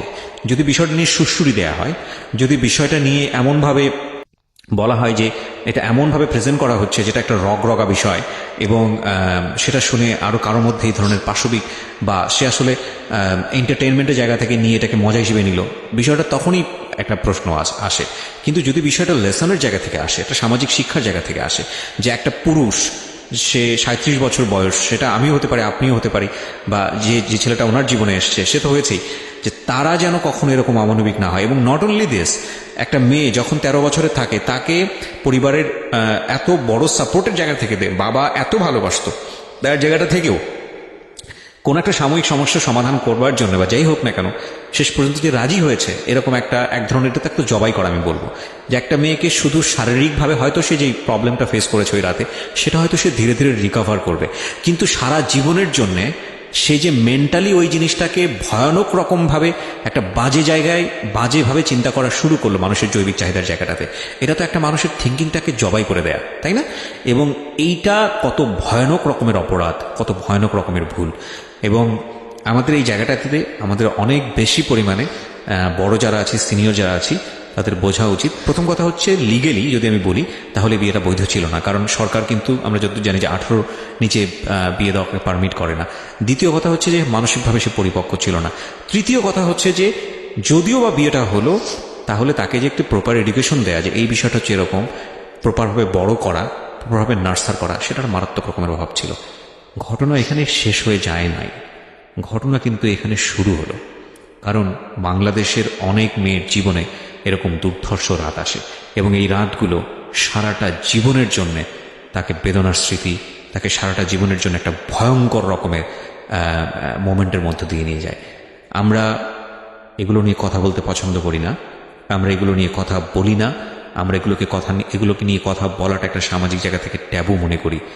এই ট্যাবুর ধাক্কায় কত কত মেয়ের জীবন, কত কত মানুষের জীবন, কত কত সংসার জীবন নরকে পরিণত হয়েছে, সে খবর অনেকেই আমরা রাখি না, রাখার প্রয়োজন মনে করি না। But this is a very important issue, that's why I am discussing on this. Okay, বলুন আপনি। তারপর যেটা হচ্ছিল যে মানে ওই রাতের পর থেকে মানে ওই লোকটাকে আমার শুধুই দায়িত্ব মনে হয়েছে। মানে আমার কাছে মনে হতো যে এটা আমার দায়িত্ব, যে ওনার বাসায় আমার থাকতে হবে, আর ওনার সাথে থাকলে আমার এরকম করতে হবে। You feel like this, right? আপনি এই ঘটনা ঘটার পরে কি আপনি কারোর সাথে ডিসকাস করার সুযোগ পাননি যে না, আমি এরকম ক্লোজ কেউ ছিল না যে আপনার সাথে এরকম একটা বাজে ঘটনা ঘটছে, বা আপনি এটাকে রিকভার করতে পারছেন না মেন্টালি, বা আপনার সঙ্গে যার বিয়ে হলো তাকেও বলতে পারছেন না যে আমার এইসব জিনিসগুলো? না, আমি উনাকে ভালোভাবে নিতেই পারছিলাম না। সোজা কথা, আমি উনার সাথে কোনো কিছু ডিসকাস করতাম না, বা অনেক পরে গিয়ে যখন ডিসকাস করেছি তখন উনি আমাকে উল্টাপাল্টা বুঝ দিয়েছে। মানে অনেক পরের সময়টাতে, হ্যাঁ, রেগুলারলি না, র্যান্ডামলি জিনিসগুলো হয়ে যাচ্ছিল আপনার সঙ্গে? হ্যাঁ, প্রায় মাস থেকে 2-3 মাস এরকম হলো। তারপর মানে এটা আমি বলি যে প্রথম তো 4-5 দিন তো রেগুলার হলো। তারপর আমার ব্লিডিং অফ হচ্ছিল না, আমার কন্টিনিউ হচ্ছিল ব্লিডিং। তো এক সময় যে ব্লিডিং এর মধ্যেও তিনি অনেক বাজে ইয়ে করেছে।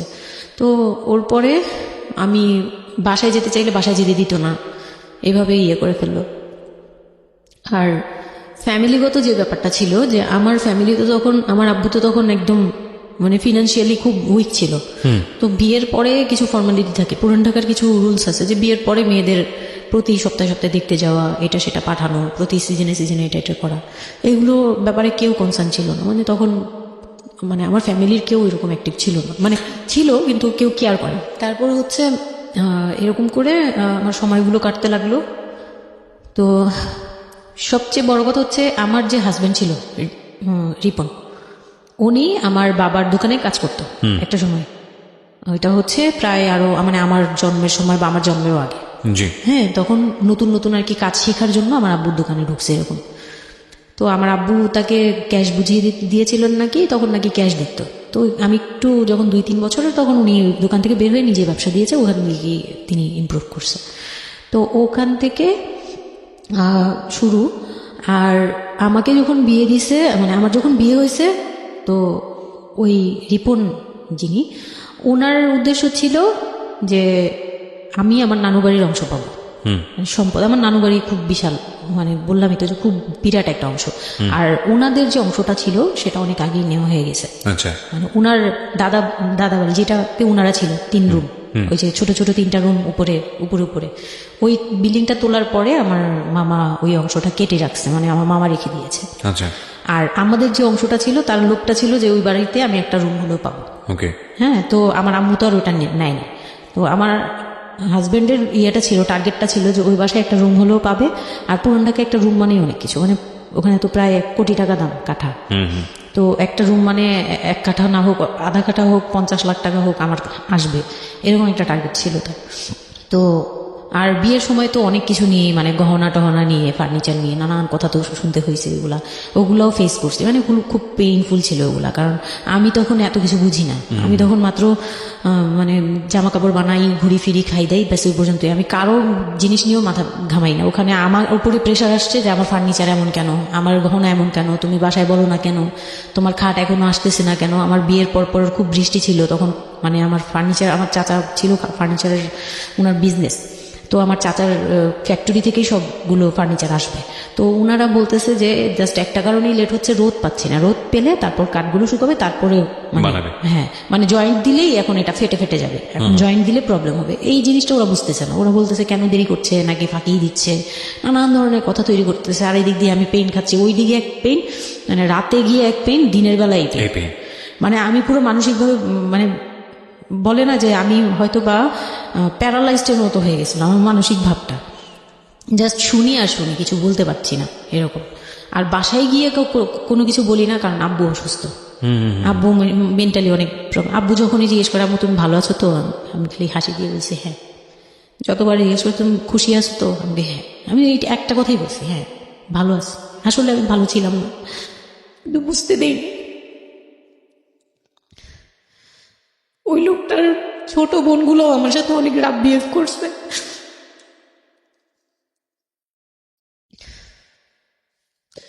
তো অনেক রুডলি আচরণ করেছে।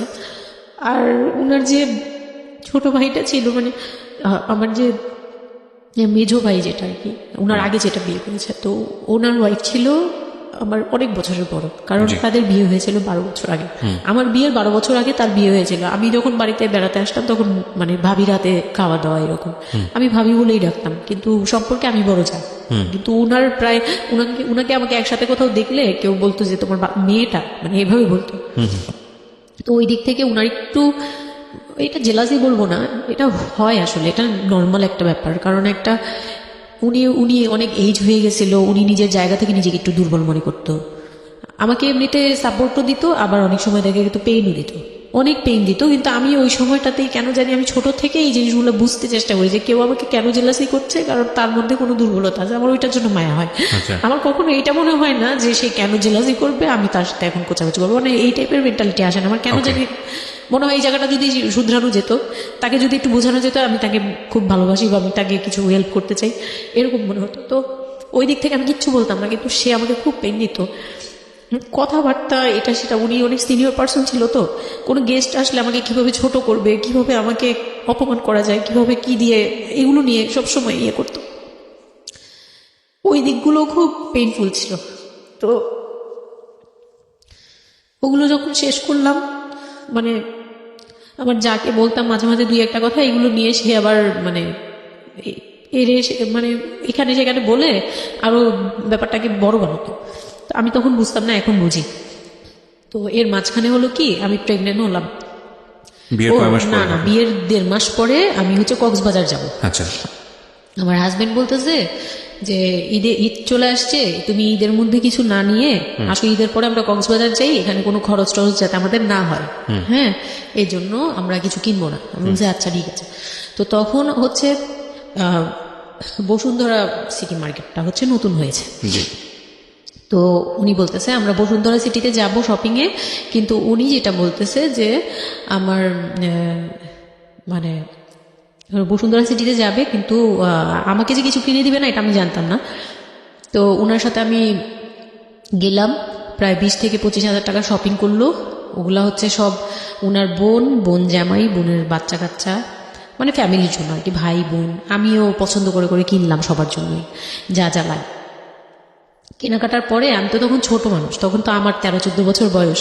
তো আমি কখনো এমন হয়নি যে আমি ঈদে জামা কাপড় নিইনি বা জামা কাপড় নতুন জামা কিনিনি, এরকম কখনোই হয়নি। তো ওইটা আমার বিয়ের ফার্স্ট ঈদ।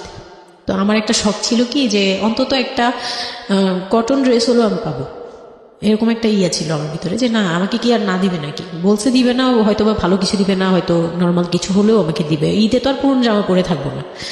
তো আমার এরকম ধারণা ছিল। ও পুরো শপিংটা শেষ করলো সারাদিনে, আমি রোজা রেখে পুরো শপিংটা করলাম খুব চয়েস করে করে। লাস্ট মোমেন্টে যে সে আমাকে নিয়ে চলে আসতেছে, যখন সে আমাকে নিয়ে রওনা দিল, মানে আমার মনটা খারাপ হয়ে গেল। আমি কিচ্ছু বলিনি, প্রথম ঈদ এটা। তো আমি কিচ্ছু বলিনি। such a idiot, মানে নাথিং টু সে, মানে স্পিচলেস টোটালি। হ্যাঁ, পরে উনি কিচ্ছু কিনে দিল না আমাকে, তখন আমি না মনটা খারাপ হলো আমার, কারণ স্বাভাবিক এটা। আমার এখনকার বয়স হলে হয়তো হাইড করতে পারতাম, আমি এখনো পারি না। সত্যি কথা বলতে আমি কখনোই নিজেকে হাইড করতে পারি না এখন, তো তখন তো আরো পারতাম না। তো উনি আমাকে করলো কি, যে আসার সময় বলতেছে যে একবারে নিচে, তখন বলতেছে তোমার কি মন খারাপ? আমি বলছি যে না, আমি তো কিছু নেই নাই, ঈদের দিন কি পরবো? তো বলতেছে তোমার তো অনেক ড্রেস নিয়ে আসছো, ওগুলা থেকেই পরো, ওগুলাই তো এখনো পুরোনো হয়নি, এখন দরকার কি আছে কেনার? বলে তারপরে চুড়ি দেখলো, চুড়ি দেখে আমাকে 2 মুঠ চুড়ি কিনে দিল 200 টাকা।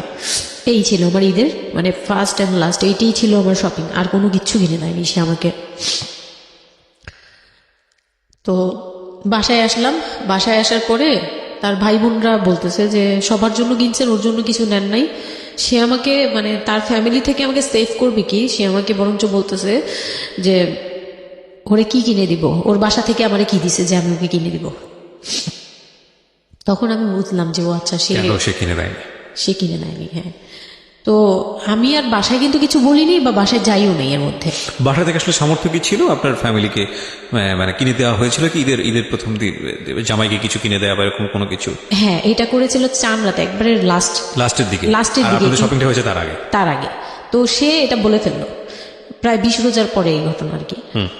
তো একবারে চাঁদ রাতের দিন আমার ভাই আর কি একটা পাঞ্জাবি গিফট করলো তাকে, আর সে আমাকে আর কিছুই দিল না।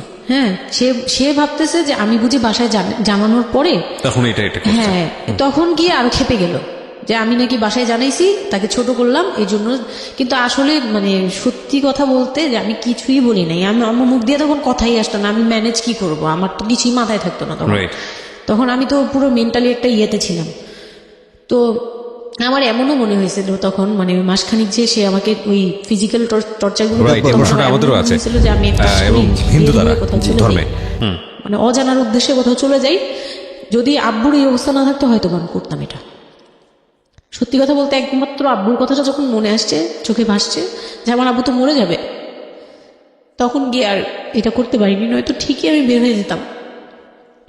তো ঈদ আসলো, ঈদের পরের দিন কক্সবাজারের উদ্দেশ্যে রওনা দিল। আর তার একটা অভ্যাস ছিল যে মানে সে কিছু দিলে বা করলে বা আমার জন্য যদি সে 2 টাকাও খরচ করতো, এটা খুব হাইলাইট করতো, সবার সামনে তুলে ধরার জন্য চেষ্টা করতো। ওই কক্সবাজার যাবে, সে খুব মানে ঢোল পিটাচ্ছে যে আমাকে নিয়ে কক্সবাজার যাচ্ছে, কিন্তু শপিং করে দেয়নি, এটা আবার হাইড করতেছে। আচ্ছা, যাই হোক, ওই সব বলতে গেলে শপিং এর টাকা সেভ করে আমাকে কক্সবাজার নিয়ে যাচ্ছে। তো গেলাম কক্সবাজারে, সেখানে গিয়ে আরেক ধাক্কা খেলাম যে কক্সবাজার যাওয়ার পরে প্রথম রাত মোটামুটি ভালো ছিলাম, পরের দিন সকালে সে আমার সাথে মানে এমনভাবে মানে ফিজিক্যাল রিলেশন করতে চেয়েছে যেটা সম্পর্কে আমি অবগত ছিলাম না, মানে আমি জানতাম না যে এরকম কিছুও হয়। তো এক সময় সে আমার হাত পা জোড়াজোড়ি করে ধরে, মানে প্রায় হাত পা বাঁধার মতো জোড়াজোড়ি করে সে আমার সাথে ওই রকম কিছু করতে চায়। তখন আমার মানে আমি খুব বাধা দেওয়ার পরে বা চিল্লাচিল্লি করার পরে সে আমার গায়ে হাত তোলে, 2-3টা চট থাপ্পড় দেয়। আপনাদের মধ্যে সম্পর্কের জায়গাটা কি আপনি তখনও কি ওনাকে আপনি করে বলতেন? হ্যাঁ, আমি এখনো স্টিল নাও। তার মানে বিষয়টা এরকম হয়ে গেছে যে ওই দূরত্বটা বিয়ের পরে ছিল এবং সেই দূরত্ব থাকা অবস্থায় ও এই জিনিসগুলো প্র্যাকটিস করে যাচ্ছে ওর মতো করে, এবং সেখানে যখন ও সাকসেসফুল হতে না পারছে তখন সে আপনার গায়ে হাত তুলছে, তাই তো? সেটাই। হ্যাঁ, তারপর আর সবচেয়ে বড় কথা হচ্ছে সে তার জায়গাটা, সে তার চাওয়াগুলো সব পূরণ করতেছে, বাট আমার দিকটা দিচ্ছে না। এবং সে যে শুধু আমার না, মানে সে মানুষটাই এমন, আগে বুঝি নেই, পরে অনেক ধীরে ধীরে গিয়ে পরে বুঝতে পেরেছি যে উনি সম্পূর্ণ সেলফ সেন্টার, মানে নিজের যেটা অধিকার সেটা সে আদায় করে নিবে, তার বাকিগুলো নিয়ে তারপর কে কি হচ্ছে বা কার কি হচ্ছে এটা দেখার বিষয় না, এটাই মেন্টালিটি। তো এইগুলো করার পরে আমার মানে খুব পেইন হলো, আমার খুব কষ্ট হলো যে আমি কবে আবার ঢাকায় যাব, একটা পেইন। ওটা কি জীবনে প্রথম কক্সবাজার যাওয়া? হ্যাঁ, ওইটা আমার লাইফে ফার্স্ট। চিন্তা করে দেখুন, এক ধরনের হানিমুনি বলা চলে ওদের জন্য। হানিমুনি করা হয়েছিল, কিন্তু ওটা আমার জন্য হানিমুন ছিল না, অন্য কিছুই ছিল। আচ্ছা, খুব পেইনফুল ছিল। ওকে, যাই হোক, আমি খুব ভয়ে ছিলাম যে এখানে আমাকে মেরে ফেললেও কেউ জানবে না, এরকম একটা ফিল ছিল আমার ভিতরে। একটা জিনিস চিন্তা করতে পারেন, প্রত্যেকটা মোমেন্ট একটা মানুষ একটা মেয়ের সাথে, একটা ছেলের সঙ্গে বসবাস করছে একটা মেয়ে, এবং তাদের স্পেশাল মোমেন্টসগুলো তার জন্য ভীতির কারণ।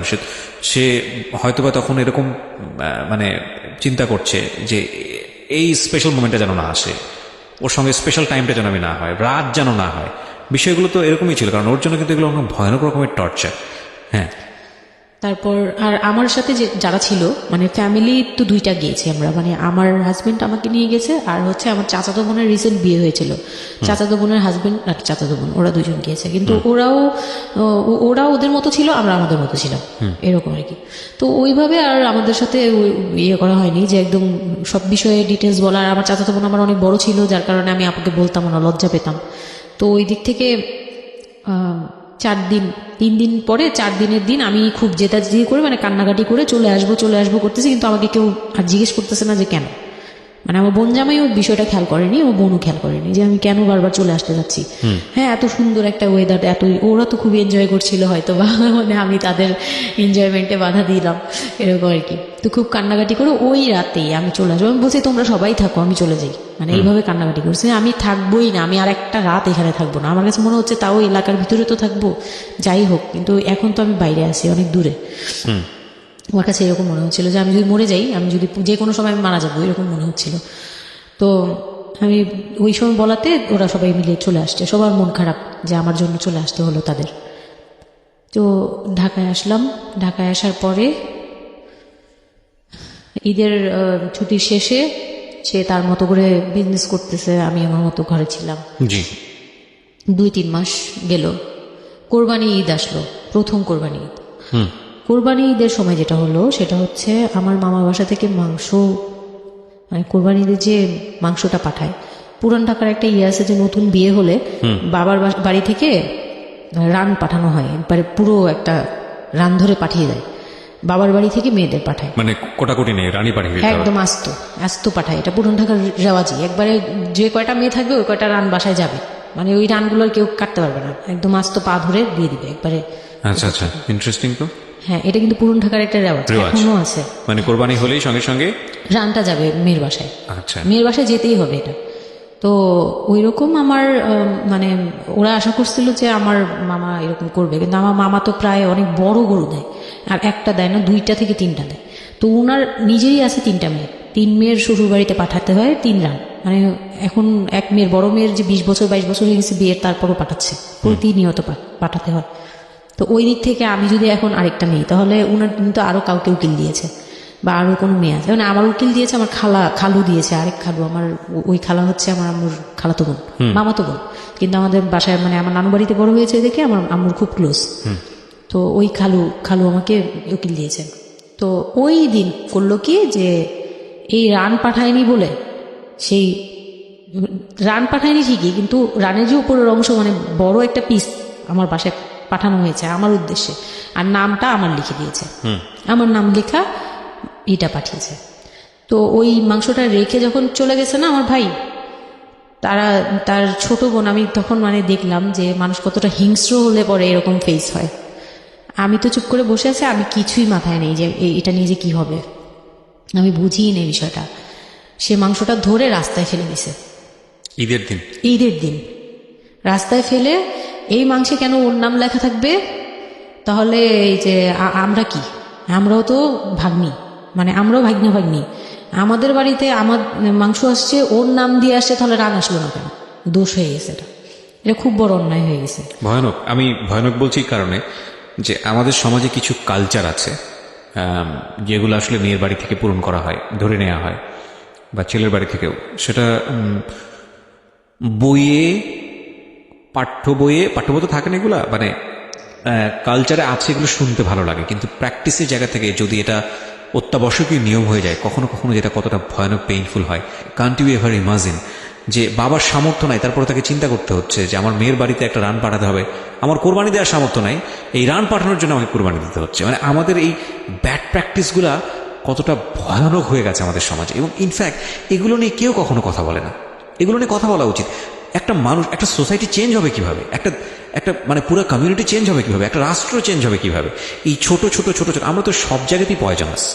এই ছোট ছোট বিষয়গুলো যদি চেঞ্জ না হয়, আমরা যে এত ডিগ্রি নিচ্ছি, প্রতি বছর পিএইচডি, ভুরি পিএইচডি বের হচ্ছে, ডক্টরেট, হ্যাঁ, আমাদের বিশ্ববিদ্যালয়ে ভরে যাচ্ছে, আমাদের ছেলেমেয়েরা গোল্ডেন A+, আমাদের পাশের হার বাড়ছে, কিন্তু এই সব যে মানে খোড়া কালচার, ল্যাংড়া টাইপের কালচার, এগুলোর যে পরিবর্তন হচ্ছে না, এগুলো নিয়ে যে কেউ কখনো কোনো কথা বলে না, এগুলো নিয়ে না পত্রপত্রিকায় কথা হয়, না কোনো মিডিয়াতে কথা হয়, অথচ এগুলো আমাদের জীবনটাকে পঙ্গু করে দিচ্ছে, এবং এগুলো নিয়ে কেউ কখনো কথা বলে না। আমরা যৌতুক নিয়ে কথা বলি, এবং যৌতুক একটা ঘাতক ব্যাধি, আমরা যৌতুক মোকাবেলা করতে পেরেছি, কিন্তু এই কালচারের মধ্যে যে যৌতুক ঢুকে বসে আছে, সেটা নিয়ে আমরা কেউ কখনো কথা বলি না, এবং এগুলো নিয়ে কথা বলা উচিত। কথা নইলে আমরা আসলে কিওর হব কিভাবে?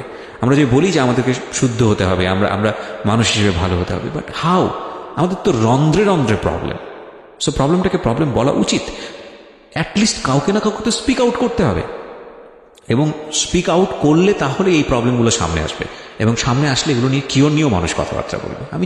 আমি তো জীবনে কোনোদিন শুনিও নাই, আমি জানি না পুরান ঢাকার এই কালচার যে এটা এখনো আছে। মেয়ের বাড়িতে রান পাঠাতে হয়, এটা এখনো আছে। এবং এটা নিয়ে মোটামুটি মারামারি বাঁধার মতো অবস্থা। হ্যাঁ, এটা নিয়ে মানে এটা কোনোভাবেই মিস করা যাবে না, এরকম অবস্থা। তো আমার বাসায় কিন্তু রান আসছে, হ্যাঁ। আমার বাসায় পরে রান আসছে। ওকে, ওইটা ছিল ঈদের দিন। হ্যাঁ, ঈদের দিন তারা আমাকে খুব ব্যাডলি কথা শুনিয়েছে। আমাকে সামনে বসিয়ে রেখে, মানে 4-5 ভাই বোন একসাথে বসে যেরকম মিটিং, মনে হয় আমি অনেক বড় একটা পাপ করে ফেলছি তার ভাইয়ের কাছে বিয়ে হয়ে।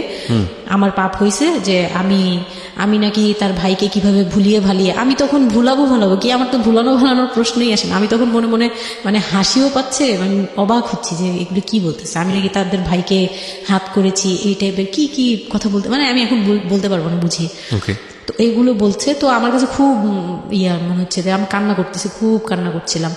তো কান্না করার পরে আমার যে হাজবেন্ড ছিল, সে কেমন একটা লোক যে সে এটাও বললো না যে মাংসটা তুলে নিয়ে আসি। এটা তো একটা মানে বলতে গেলে কোরবানি দেওয়া হয়। বাই দ্য ওয়ে, আপনার শ্বশুর বেঁচে ছিল না? না, আমার শ্বশুর শাশুড়ি দুজনই মারা গিয়েছে। তো তার মানে ওই পরিবারের মূল হর্তাকর্তা হচ্ছে আপনার হাজবেন্ডই? হ্যাঁ। আচ্ছা। তো তখন সে ওই মাংসটা নিয়ে আসলো না, ভাই বোন ফেলে দিছে, সেও তাদের সাথে তাল মিলাচ্ছে, কিন্তু আবার আমাকে সরাসরি কিছু বলছে না। কুকুর টুকুর খাওয়ার দরকার, কারণ পুরান ঢাকায় তো কুকুর টুকুরের অভাব নেই রাস্তাঘাটে, আমি যেটা দেখি। না, ওইগুলির ভিতরে নাই, ছিল না। ওইগুলিতে ছিল না, থাকলে হয়তো। আর এগুলো করলে তো আপনাদের যে কালচারটা, সেটা হচ্ছে পুরান ঢাকায় একটা জিনিস খুব ভালো লাগে, একটা ফ্যামিলির খবর আরেকটা ফ্যামিলি জানে, যে এই ফ্যামিলির পরিবারে কি হচ্ছে, এই পরিবারে কি হচ্ছে না হচ্ছে। আশপাশে তো খুব মানে ওরা তো খুব লাগানো বাড়ি ঘর, তো সবাই শুনে, এক দেয়াল দুই বাড়ি। তার মানে এগুলো নিয়ে কত কানাঘুষো তো হচ্ছিল নিশ্চয়ই। হ্যাঁ, পুরো এলাকা। আমি যে কি পরিমাণ মানে লজ্জা, মানে অনুতাপ, আমাকে মানে এমন বানিয়ে ফেলছে যে আমি ওই বাড়িতে শুধু ক্লাস 9-এ পড়ুয়া একটা মেয়ে, যেখানে তার মানে রঙিন স্বপ্ন নিয়ে ডানা মেলে বাঁচার কথা, এবং ঢাকাতে বড় হওয়া একটা মেয়ে। ক্যান ইউ এভার ইমাজিন সেই মেয়েটার ঈদের সময় আমরা সাধারণত দেখি যে সকালে একটা ড্রেস পরবে, দুপুরে একটা পরবে, রাতে একটা পরবে, বান্ধবীদের সঙ্গে ঘুরে বেড়াবে, এবং মানে পাংখা যেটাকে বলে ওইরকম একটা এইজ। সেই সময়টাতে তার মাংস নিয়ে টানাটানি শুরু হয়েছে, এবং তার বাড়িতে মাংস আসলো কিনা সেটা নিয়ে টানাটানি শুরু হয়েছে, এবং সে মহল্লায় বের হতে পারছে না নিজের মুখ, এবং এভরি নাইট তার উপর ফিজিক্যাল টর্চার। এবং ক্যান ইউ এভার ইমাজিন যে আমাদের সমাজের মেয়েরা, নারীরা কতটা সহ্য করে? কেউ সুবিধাভোগী অফকোর্স, কিন্তু ম্যাক্সিমাম ফেসটাই হয়তো বা এরকম। এবং এই জন্য নারী নির্যাতন বলে যে শব্দটা না, আসলে এটার যে ব্যাপ্তি, মানে এটার যে কতটা ভায়োলেটিভ হতে পারে, এটার ভেতরে না ঢুকলে আসলে বোঝা যায় না। তারপর কি হলো? তারপর ওই দিন গেল। ওই দিন ওই মাংসটা আমার ওই যে মেঝো দেবর, যে উনি আবার একটু অন্যরকম ছিল। উনি পড়ালেখা করেনি, উনি খুব রাফলি কথা বলতো, উনি জুতার ব্যবসা করতো। তো এমনিতে মেন্টালিটির দিক থেকে বলতে গেলে অনেকে থাকে না যে পড়ালেখা না করেও শিক্ষিত, অনেকে এরকম থাকে, কিন্তু মানে সে পুরোপুরি মানে শুদ্ধ ভাষায় কথা বলতে পারে না যে একটা লোক, মানে খুব ঢাকাইয়া ভাষায় পুরোপুরি গালাগালি, বলতে গেলে প্রত্যেকটা কথার আগে পিছনে একটা করে গালি থাকে এরকম। কিন্তু তারপরেও না, তার মেন্টালিটি আমার ভালো লাগতো। ইভেন নাও আমি এখনো চিন্তা করি যে আমার ওই ভাইয়া অনেক ভালো, হ্যাঁ, ওই দিক থেকে। তো উনি এসে এরকম দেখে বাসায় মাংসটা নিয়ে এসে রেখে তারপর খুব গালাগালি করে, খুব বাজেভাবে ভাই বোনদের বলল যে তোরা আসলে মানুষই না, তোরা মানুষ হইলে এই ধরনের এই সিচুয়েশনটা ক্রিয়েট করতে না। মানে উনি ওনার মতো করে বলছে, গালাগালি করে, যে এইরকম মানুষ করে, তোরা কি ছোট লোক, জীবনে কি কখনো এগুলি দেখোস নাই, বা এগুলো কি কখনো খাস নাই, বা এখনো কি পাস না, এরকম করার কি আছে, ওর বাসা থেকে আসলে খাবি, এরকম মানে এইভাবে খুব বাজে 2-4টা কথা বলছে। তারপর তারা গিয়ে ঠান্ডা হয়েছে। আর আমার বলতেছে, তুমি এখানে বসে বসে ওদের দৃশ্য দেখতেছো কেন, তুমি উপরে যাও। তখন তার বউর আবার একটু জেলাস হলো যে আমার প্রতি তার কেন দোষা, মানে ওই দিক থেকে আবার মানে ওইটা ওইভাবে দেখলো না যে ভাই হিসেবে বোনকে সেভ করলো, এরকম না। আমি কিন্তু এইভাবে নিয়েছি যে মনে হচ্ছিল যে আমার বড় ভাই, এটা ওদের ভাই না, আমারই বড় ভাই, আমাকে সেভ করলো। আমার কাছে এত ভালো লাগছে, আমি কিছু হলেই বলতাম ভাইয়ারে, যে বলতাম ভাইয়া দেখেন না আমার সাথে এটা বলতেছে, সাথে নেমে এই কে ওরে গালাগালি করছে, উনি তো গালাগালি শুরু করে দিত। আর উনারা সবাই ভয় পেত, মানে আমার হাজবেন্ড ভাই বোনের সাথে তাল মিলাতো, আর উনিই ছিল একটু ডিফারেন্ট। তো কিছু হলেই উনি বাসায় আসার অপেক্ষায় থাকতেন, উনি আসলে উনারে বলবো। একদম সিঁড়ি দিয়ে ওঠার সময় নামার সময়, ভাইয়া আজকে আমার না এটা বলছে, এই সাথে ভালো হলে, মানে উনি মোটামুটি আমাকে সেফ রাখতো। আর ছোট যে দেবরটা ছিল, ও হচ্ছে একদম কোনো কথাই বলে না, চুপচাপ, ইয়েস নো কিছুই বলে না, চুপচাপ। সে আবার ছিল স্কুল টিচার, আচ্ছা। ওই পুরো ফ্যামিলিতে ওই এডুকেটেড ছিল, Okay. মাস্টার্স কমপ্লিট করা আর কি। ও একটা খুব ভালো সাইড বেছে নিয়েছে যে কথা বলে এখানে লাভ হবে না। না, হ্যাঁ, সে একদম চুপ, একদম চুপ, নিরপেক্ষ। কারণ তাদের সাথে বলতে গেলে ভাই বোনের সাথে দ্বন্দ্ব হবে, আমার সাপোর্টে যেতে গেলে একটা বাজে কিছু ক্রিয়েট হবে, আবার আমাকে বকা দিতে গেলে এটা অন্যায় হবে। সে ওটা বুঝতো, মানে আমি যা সবকিছু মিলে যেটা দেখলাম যে এটার জন্যই সে চুপচাপ থাকতো। তো মানে উকিল মা যে ছিলেন আমার খালা, উনি কোরবানি দিয়ে পরের দিন রান পাঠাইছে। পরে এই রান পাঠানোর পরে আমার ওই যে মেজো দেবর যে ছিলেন, তিনি তা আরেকটা দিল, মানে আরেক ধোলাই দিল সবাইকে। ছোট লোক, এখন বল যে ও বাসায় ফোন করে বলছে বা বাসায় গেছে, ও তো কালকে থেকে বাসায় যায়নি, ওর হাত তো ফোনও নাই, ফোন নিলে তোদের কাছ থেকেই তো নিতে হবে, তখন আমার হাতে ফোন নেই, তো ও তো বাসায়ও যায়নি। এখন বল যে এটা ও বলছে তারপর ও পাঠাইছে, তোরা এত ছোট লোক কেন, মানে ভাই বোনরাই বলতেছে। তো ওরা তো আর কিছু, হ্যাঁ এটা পাঠানো তো এটা উচিতই, এটা ওদের উচিত, এই সেই, এই যে এটা এটাই তেমন কিছু বলছিলাম না। আমি। মানে সে তারা তারপরও ছোট হচ্ছে না, তারা মনে করতেছে এটাই করা উচিত ছিল, এটা না করলে আরেকটা কথা শুনাইতাম, এরকম বলতেছে উল্টা। তো এইগুলো করার পরে আমিও আর এগুলা মাথা থেকে ফেলে দিলাম, ভাইয়াও বলে টলে চলে গেল। আর আমার হাজবেন্ড যে ছিল সেও খুব খুশি, সে মানে আমার বাসা থেকে পাঠাইছে এই সেই। তো বিয়ের 4 মাস পরে মেন পার্ট যেটা, যে আমি কনসেপ্ট করি, তখন আমি বুঝতে পারি না কনসেপ্ট এই করার 13-14 বছর বয়সে। হ্যাঁ, তখন আমি স্কুল যাতায়াত করতাম, রেগুলার না, আচ্ছা, মাঝে মাঝে যেতে। রেগুলার মানে মাঝে মাঝে বলতে আমি চাচ্ছিলাম কি পড়াটা রানিং থাকুক, এক্সামগুলো দিব আর বাসায় থাকবো। আর বাসা থেকে যখন স্কুল ড্রেস পরে বেরোতাম আমাকে সবাই মিলে কি যে বলতো, মানে বলার মতো না, এগুলো অকথ্য ভাষা বলতে গেলে, যে মানে নোংরা কথা বলতো। তো যাই হোক, ওগুলো আমি কানেও নিতাম না, আমি বলতাম না আমি স্কুলে যাব। আর যেহেতু বিয়ের সময় বলছে যে ওরা পড়াশোনা করতে দিব, আমার হাজব্যান্ড এগুলো বলছে, ও না ও স্কুলে যাবে আসবে সবই করবে। পরে গিয়ে বলে কি তুমি বাড়ির বড় বউ, তুমি যদি স্কুল ড্রেস পরে স্কুলে যাও কেমন দেখা যায়, আমি তো বোরকা পরতাম।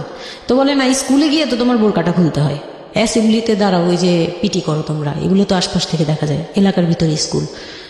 আমার অসম্মান, এটা তার অসম্মান হয়ে উনি যায়। পড়াশোনা করেছেন আপনার হাজবেন্ড? না, উনি ক্লাস 5 পর্যন্ত পড়ে আর পড়াশোনা করেন। রাইট, ওনার জন্য অসম্মানই হবে এটা। আমি ক্লাস 5 পড়ুয়া যারা আছেন বাংলাদেশ, তাদের সবার প্রতি রেসপেক্ট রেখে বলছি, ক্লাস 5 না, এনার ডিগ্রি পাস করা এরকম অনার্স মাস্টার্স পড়ুয়া এরকম অনেক ছেলে মেয়ে আছেন যারা এই ধরনের মানে আজগুবি ল্যাংরা টাইপ যুক্তি দিয়ে জীবনটাকে চালান।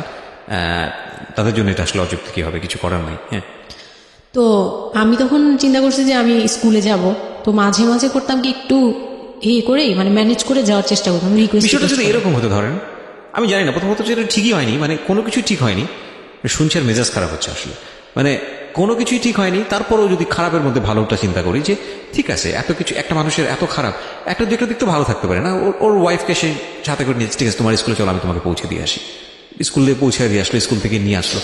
কিছু জিনিস হয়তো ওনার আত্মসম্মানে লাগবে, যেহেতু উনি বেশি দূর পর্যন্ত লেখাপড়া করেনি, উনি অনেক কালচারের সাথে অভ্যস্ত না, এতটুকু হলেও তো ও নিজের মনটাকে বুঝ দিতে পারতো যে না, আমার হাজবেন্ড আমাকে কেয়ার করে। মানে স্টুপিডিটির আর কি, মানে লিমিটলেস স্টুপিডিটি যাকে বলে। হ্যাঁ, তুমি অ্যাসেম্বলিতে দাঁড়াবে, সেখানে তোমার লেখাপড়া বন্ধ, বদমাইশ। তারপর স্কুল বন্ধ করে দিল। না, তখন আমি কনসেপ্ট করি, আমি বুঝতে পারিনি, আমার তখন টেস্ট পরীক্ষা চলছে স্কুলে। তো পরীক্ষা দিতে দিতে আমার মানে শারীরিক পরিবর্তন খেয়াল করলাম, যে আমার বমি লাগতেছে খুব, মানে বইয়ের দিকে তাকাতে পারছি না, খাতার দিকে তাকাতে মানে মাথা কেমন করতেছে। তখন ক্লাস 9-এ। তখন আপনি জানেন না আপনি কনফ্লিক্ট করেছেন? না, আচ্ছা। তখনও মানে এটা সিমটম ফার্স্ট। ওকে। তো এইরকম হওয়ার পরে রাতে 11:30-12টার দিকে আমি না খুব গড়াগড়ি করে কান্না করতেছি, জোরে জোরে, মানে খুব গড়াগড়ি করে জোরে জোরে কান্না করতেছে। আমার মাথায় নেই যে কে শুনতেছে কে না শুনতেছে এরকম। তো এটা দেখে তার বোন, যেটা বিয়ে হয়ে গেছে, সে আবার ছিল বাসায়, তো সে দেখে বলতেছে, সে আবার মানে খারাপ লাগছে তার কাছে, বলে চলো এক্ষুনি তোমার নিয়ে হসপিটালে যাব।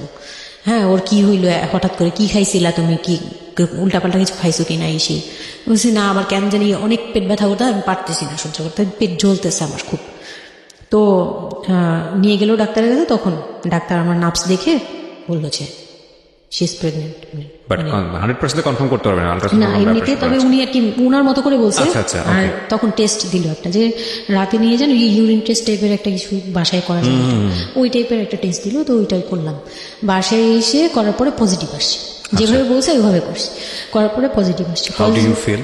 পজিটিভ আসার পরে মানে আমার কাছে যেটা মনে হচ্ছিল যে আমি মানে এত এতটা খুশি হয়েছি, আমি আমি কিন্তু বিয়ে নিয়েও খুশি না, আমার মনে হচ্ছে এটাই আমার অ্যাচিভমেন্ট লাইফের। আচ্ছা, এতটা খুশি হয়েছে আমি বলতে পারবো না কেন। এটা আসলে ন্যাচারালি আল্লাহ হয়তো প্রত্যেকটা মেয়ের মধ্যে এই বিষয়টা দিয়ে দেন, যে নইলে আসলে মা কেন, মানে মা তো মাই, এটা আসলে আল্লাহ গিফটেড অফকোর্স। দেখেন এরকম একটা ডিফিকাল্ট সিচুয়েশনের মধ্যে যেখানে 13 বছর বয়সে ওর আসলে এই জিনিসটা ফিল করার কথা না, সেখানে ও ফিল করতেছে, এটা কিন্তু লজিকলেস ফিল, এবং এই ফিলটা সম্পূর্ণই ন্যাচারাল। ওকে, আমার কাছে তখন মনে হচ্ছিল কি যে আমার পেটে একটা জীবন্ত কিছু আছে, এক্স্যাক্টলি, মানে এরকম ফিল হচ্ছে। আর আমি এটাকে মানে একটা কিউরিয়াসিটিও, যে দেখি তো কি হয়, কতদিন পরে কি হবে, মানে এটা আস্তে আস্তে বড় হবে, এটা কি করবে পেটে, এটা কিভাবে আসবে, মানে দুনিয়াতে কিভাবে আসবে, এটা এইগুলোও জানি না আমি, যে মানে এটা বড় হলে পরে এটা যে কিভাবে দুনিয়াতে আসবে। You feel like it's a game, একটা কোন একটা খেলা, খুব মজার মজার একটা একটা খেলা। হ্যাঁ, যে আমি একটা কিছু পাইছি, এটা নিয়ে থাকা যাবে এখন, Okay. এরকম মনে হচ্ছিল তখন। খুব মানে খুব কেন জানি খুব আনন্দ, মানে মা হওয়ার ফিল না কিন্তু, Right, বুঝতে এটা পেরেছি। মা হওয়ার ফিল না কিন্তু কিউরিওসিটির জায়গা থেকে হ্যাঁ, জিনিসটা কিছু হলো। একটা আছে আমার সাথে, আমি এটা নিয়েই থাকবো এখন, মানে আমি একটা কিছু পাইছি এখন, আর আমি একা না, এরকম মনে হচ্ছে। তা আমি না দৌড়ে দৌড়ে বের হয়ে বললাম কি, ওই যে যে বোনটা আমাকে রাতে নিয়ে গেছিল ডাক্তারের কাছে, সে তো ছিল রাতে, তো আমি বের হয়ে বলতেছি কি, আপা আপা আমার না এইরকম 2টা আসছে, মানে এই পজিটিভ স্টেপ গুলো আসে যেগুলো বলছে। পরে সে না সাথে সাথে বলে কি, এখন তো আমাদের কদর কমে যাবে আরো। প্রথম ছিল এটা, প্রথম ডায়লগ ছিল এটা, মানে মনটা খারাপ করে সে বড় নিঃশ্বাস ফেলে বললো, হ্যাঁ এখন তো আমাদের কদর কমে যাবে, আর তো এখন তো আর কম কম আসা লাগবে। তার সাথে ছোট বোনটা বলতেছে, তুমি না সময় কমে বুঝে কথা বলো না, এইগুলো তো বুঝতে হবে, মানে তাদের মতো করে তারা বলতেছে, যে পুরান ঢাকার মানুষ যেভাবে বলে ওইভাবে বলতেছে, যে এগুলো তো বুঝতে হবে যে এগুলো প্ল্যান করা, মানে আমি ইচ্ছা করে কনসেপ্ট করছি এরকম কিছু বুঝাইছে, কিন্তু আমি তখনও না এই জিনিসটা মানে ঘোলা ঘোলা, আমি বুঝি নাই যে ওরা কি বলতেছে দুইজনে। তা আমি বলি যা মজা তাই বলুক, আমি আমার মতো থাকি। তা আমি দৌড় দিয়ে গিয়ে আমার হাজবেন্ডকে না বললাম, এই উঠেন না উঠেন না উঠেন না। আমি তখনও পর্যন্ত কিন্তু তাকে খুশি হয়ে গেছে বলিনি, ফার্স্ট তাকে খুশি মনে কিছু বলতেছি। বিয়ের 4 মাসে আমি তাকে কখনো ডাকও দিইনি, তাকে কিছু বলিও নাই, বা আমি ওনাকে কোনো রিকোয়েস্টও করি নাই, কোনো আহ্লাদও করিনি। ফার্স্ট মানে মনে হলো যে আহ্লাদ করে বলি, যে জানেন আমি এরকম আসছে আমার। তো আমি কাকে বলবো, কাকে ওদের করে খুশি করতে পারিনি, যাই রে দেখি খুশি করতে পারি কিনা। যে তাকে ধাক্কা দিছি, সে ঘুম থেকে বিরক্ত হয়ে উঠলো, এই ধাক্কা কি করো কেন, কি হয়েছে? আমি তো মনটা হয়নি, কি যে আমি তো এরকম আমার পজিটিভ আসছে, দেখালাম যে এই যে এটা হলে না পজিটিভ হয়, রাতে পেট ব্যথা বলছিলাম না, তো ওইটার ইয়েতে এটা আসছে। তারপরে না চুপ হয়ে তাকায় আছে, বলে কি এইগুলা কি মানে বুঝলাম না। বলে কি এইটা তো ঠিক না। কি ঠিক না? তারপর বলতেছে যে এখন তো এগুলোর দরকার নেই আমাদের, এখন তো এগুলোর কোনো দরকার নেই। তো আমি বলি আপনি আবার স্কুল যেতে দিবেন না। আমি এবার তখন মুখ খুললাম, আপনি স্কুল যেতে দেন না, তারপরে আর আমি তো এই জিনিস মানে এটা কিভাবে কি হয়েছে আমি তো জানি না। আমি ভাবছি যে আপনি হয়তো বা কিছু করছেন, আমি জানি না। আমি তাকে এইভাবেই বললাম খুলে, যে আমি তো আসলে জানি না, যে আমি ভাবছি আপনি চাচ্ছিলেন এই জন্য হয়তো বা এরকম কিছু হয়েছে। আর মানে প্রোটেকশন নেওয়াটা বা সবকিছু তার উপর ডিপেন্ড করে। তারপর হচ্ছে এটা বলার পরে না মানে আমি আর কিছু বলার মতো ইয়েতে ছিলাম না, আমি চুপচাপ, যে ওরা কি করবে না করবে আমি কিছু জানি না। তো আমার হাজবেন্ড যেটা করলো, যে সে চাচ্ছিল না যে আমি মানে সে চাচ্ছিল না বেবিটা, কোন কথা হচ্ছে, সে চাচ্ছে বেবিটা চাচ্ছে না, মানে কিন্তু কিছু বলতেও পারছে না। আমি এবার বাসায়ও বলছি, বাসায় সবাইও খুব চিন্তিত আমার এইটুক বয়সে আমি কিভাবে কি করব। আর এদিক দিয়ে আমি এবার কিছুই বলছি না, আমি আমার মতো করে চলছি, নর্মাল লাইফ কাটাচ্ছি। আমার কোনো শারীরিক পরিবর্তন তেমন আসে নাই, সত্যি কথা বলতে শুধু একটু মানে কিছু কিছু খাবার আছে একটু বাজে লাগতো, এছাড়া আমার সবই নর্মাল। আমি নর্মাল ওয়েতেই আমি ওই ওষুধ খাচ্ছি রেগুলার, আর হাঁটাচলা করতেছি, লাফালাফি সিঁড়ি বাওয়া কোনো কিছুতেই আমার ইয়ে নেই। দাদা আছে ডাক্তার থেকেও কোনো ধরনের কোনো কন্ডিশন দেয়নি? না, ডাক্তার দিয়েছে, ডাক্তার ওই যে 2-1টা ওষুধ দিয়েছে। প্রথম কথা হচ্ছে ডাক্তার থেকে যে বাক্যটা আসলে ছিল যে এই 13 বছরের মেয়ের সাথে এটা কিভাবে হলো? ও ডাক্তার, হ্যাঁ, তখন যখন ফার্স্টে ওই দেখলো, তো উনি বললো যে এটা তো আসলে নষ্ট করাটা ওর জন্য রিস্ক।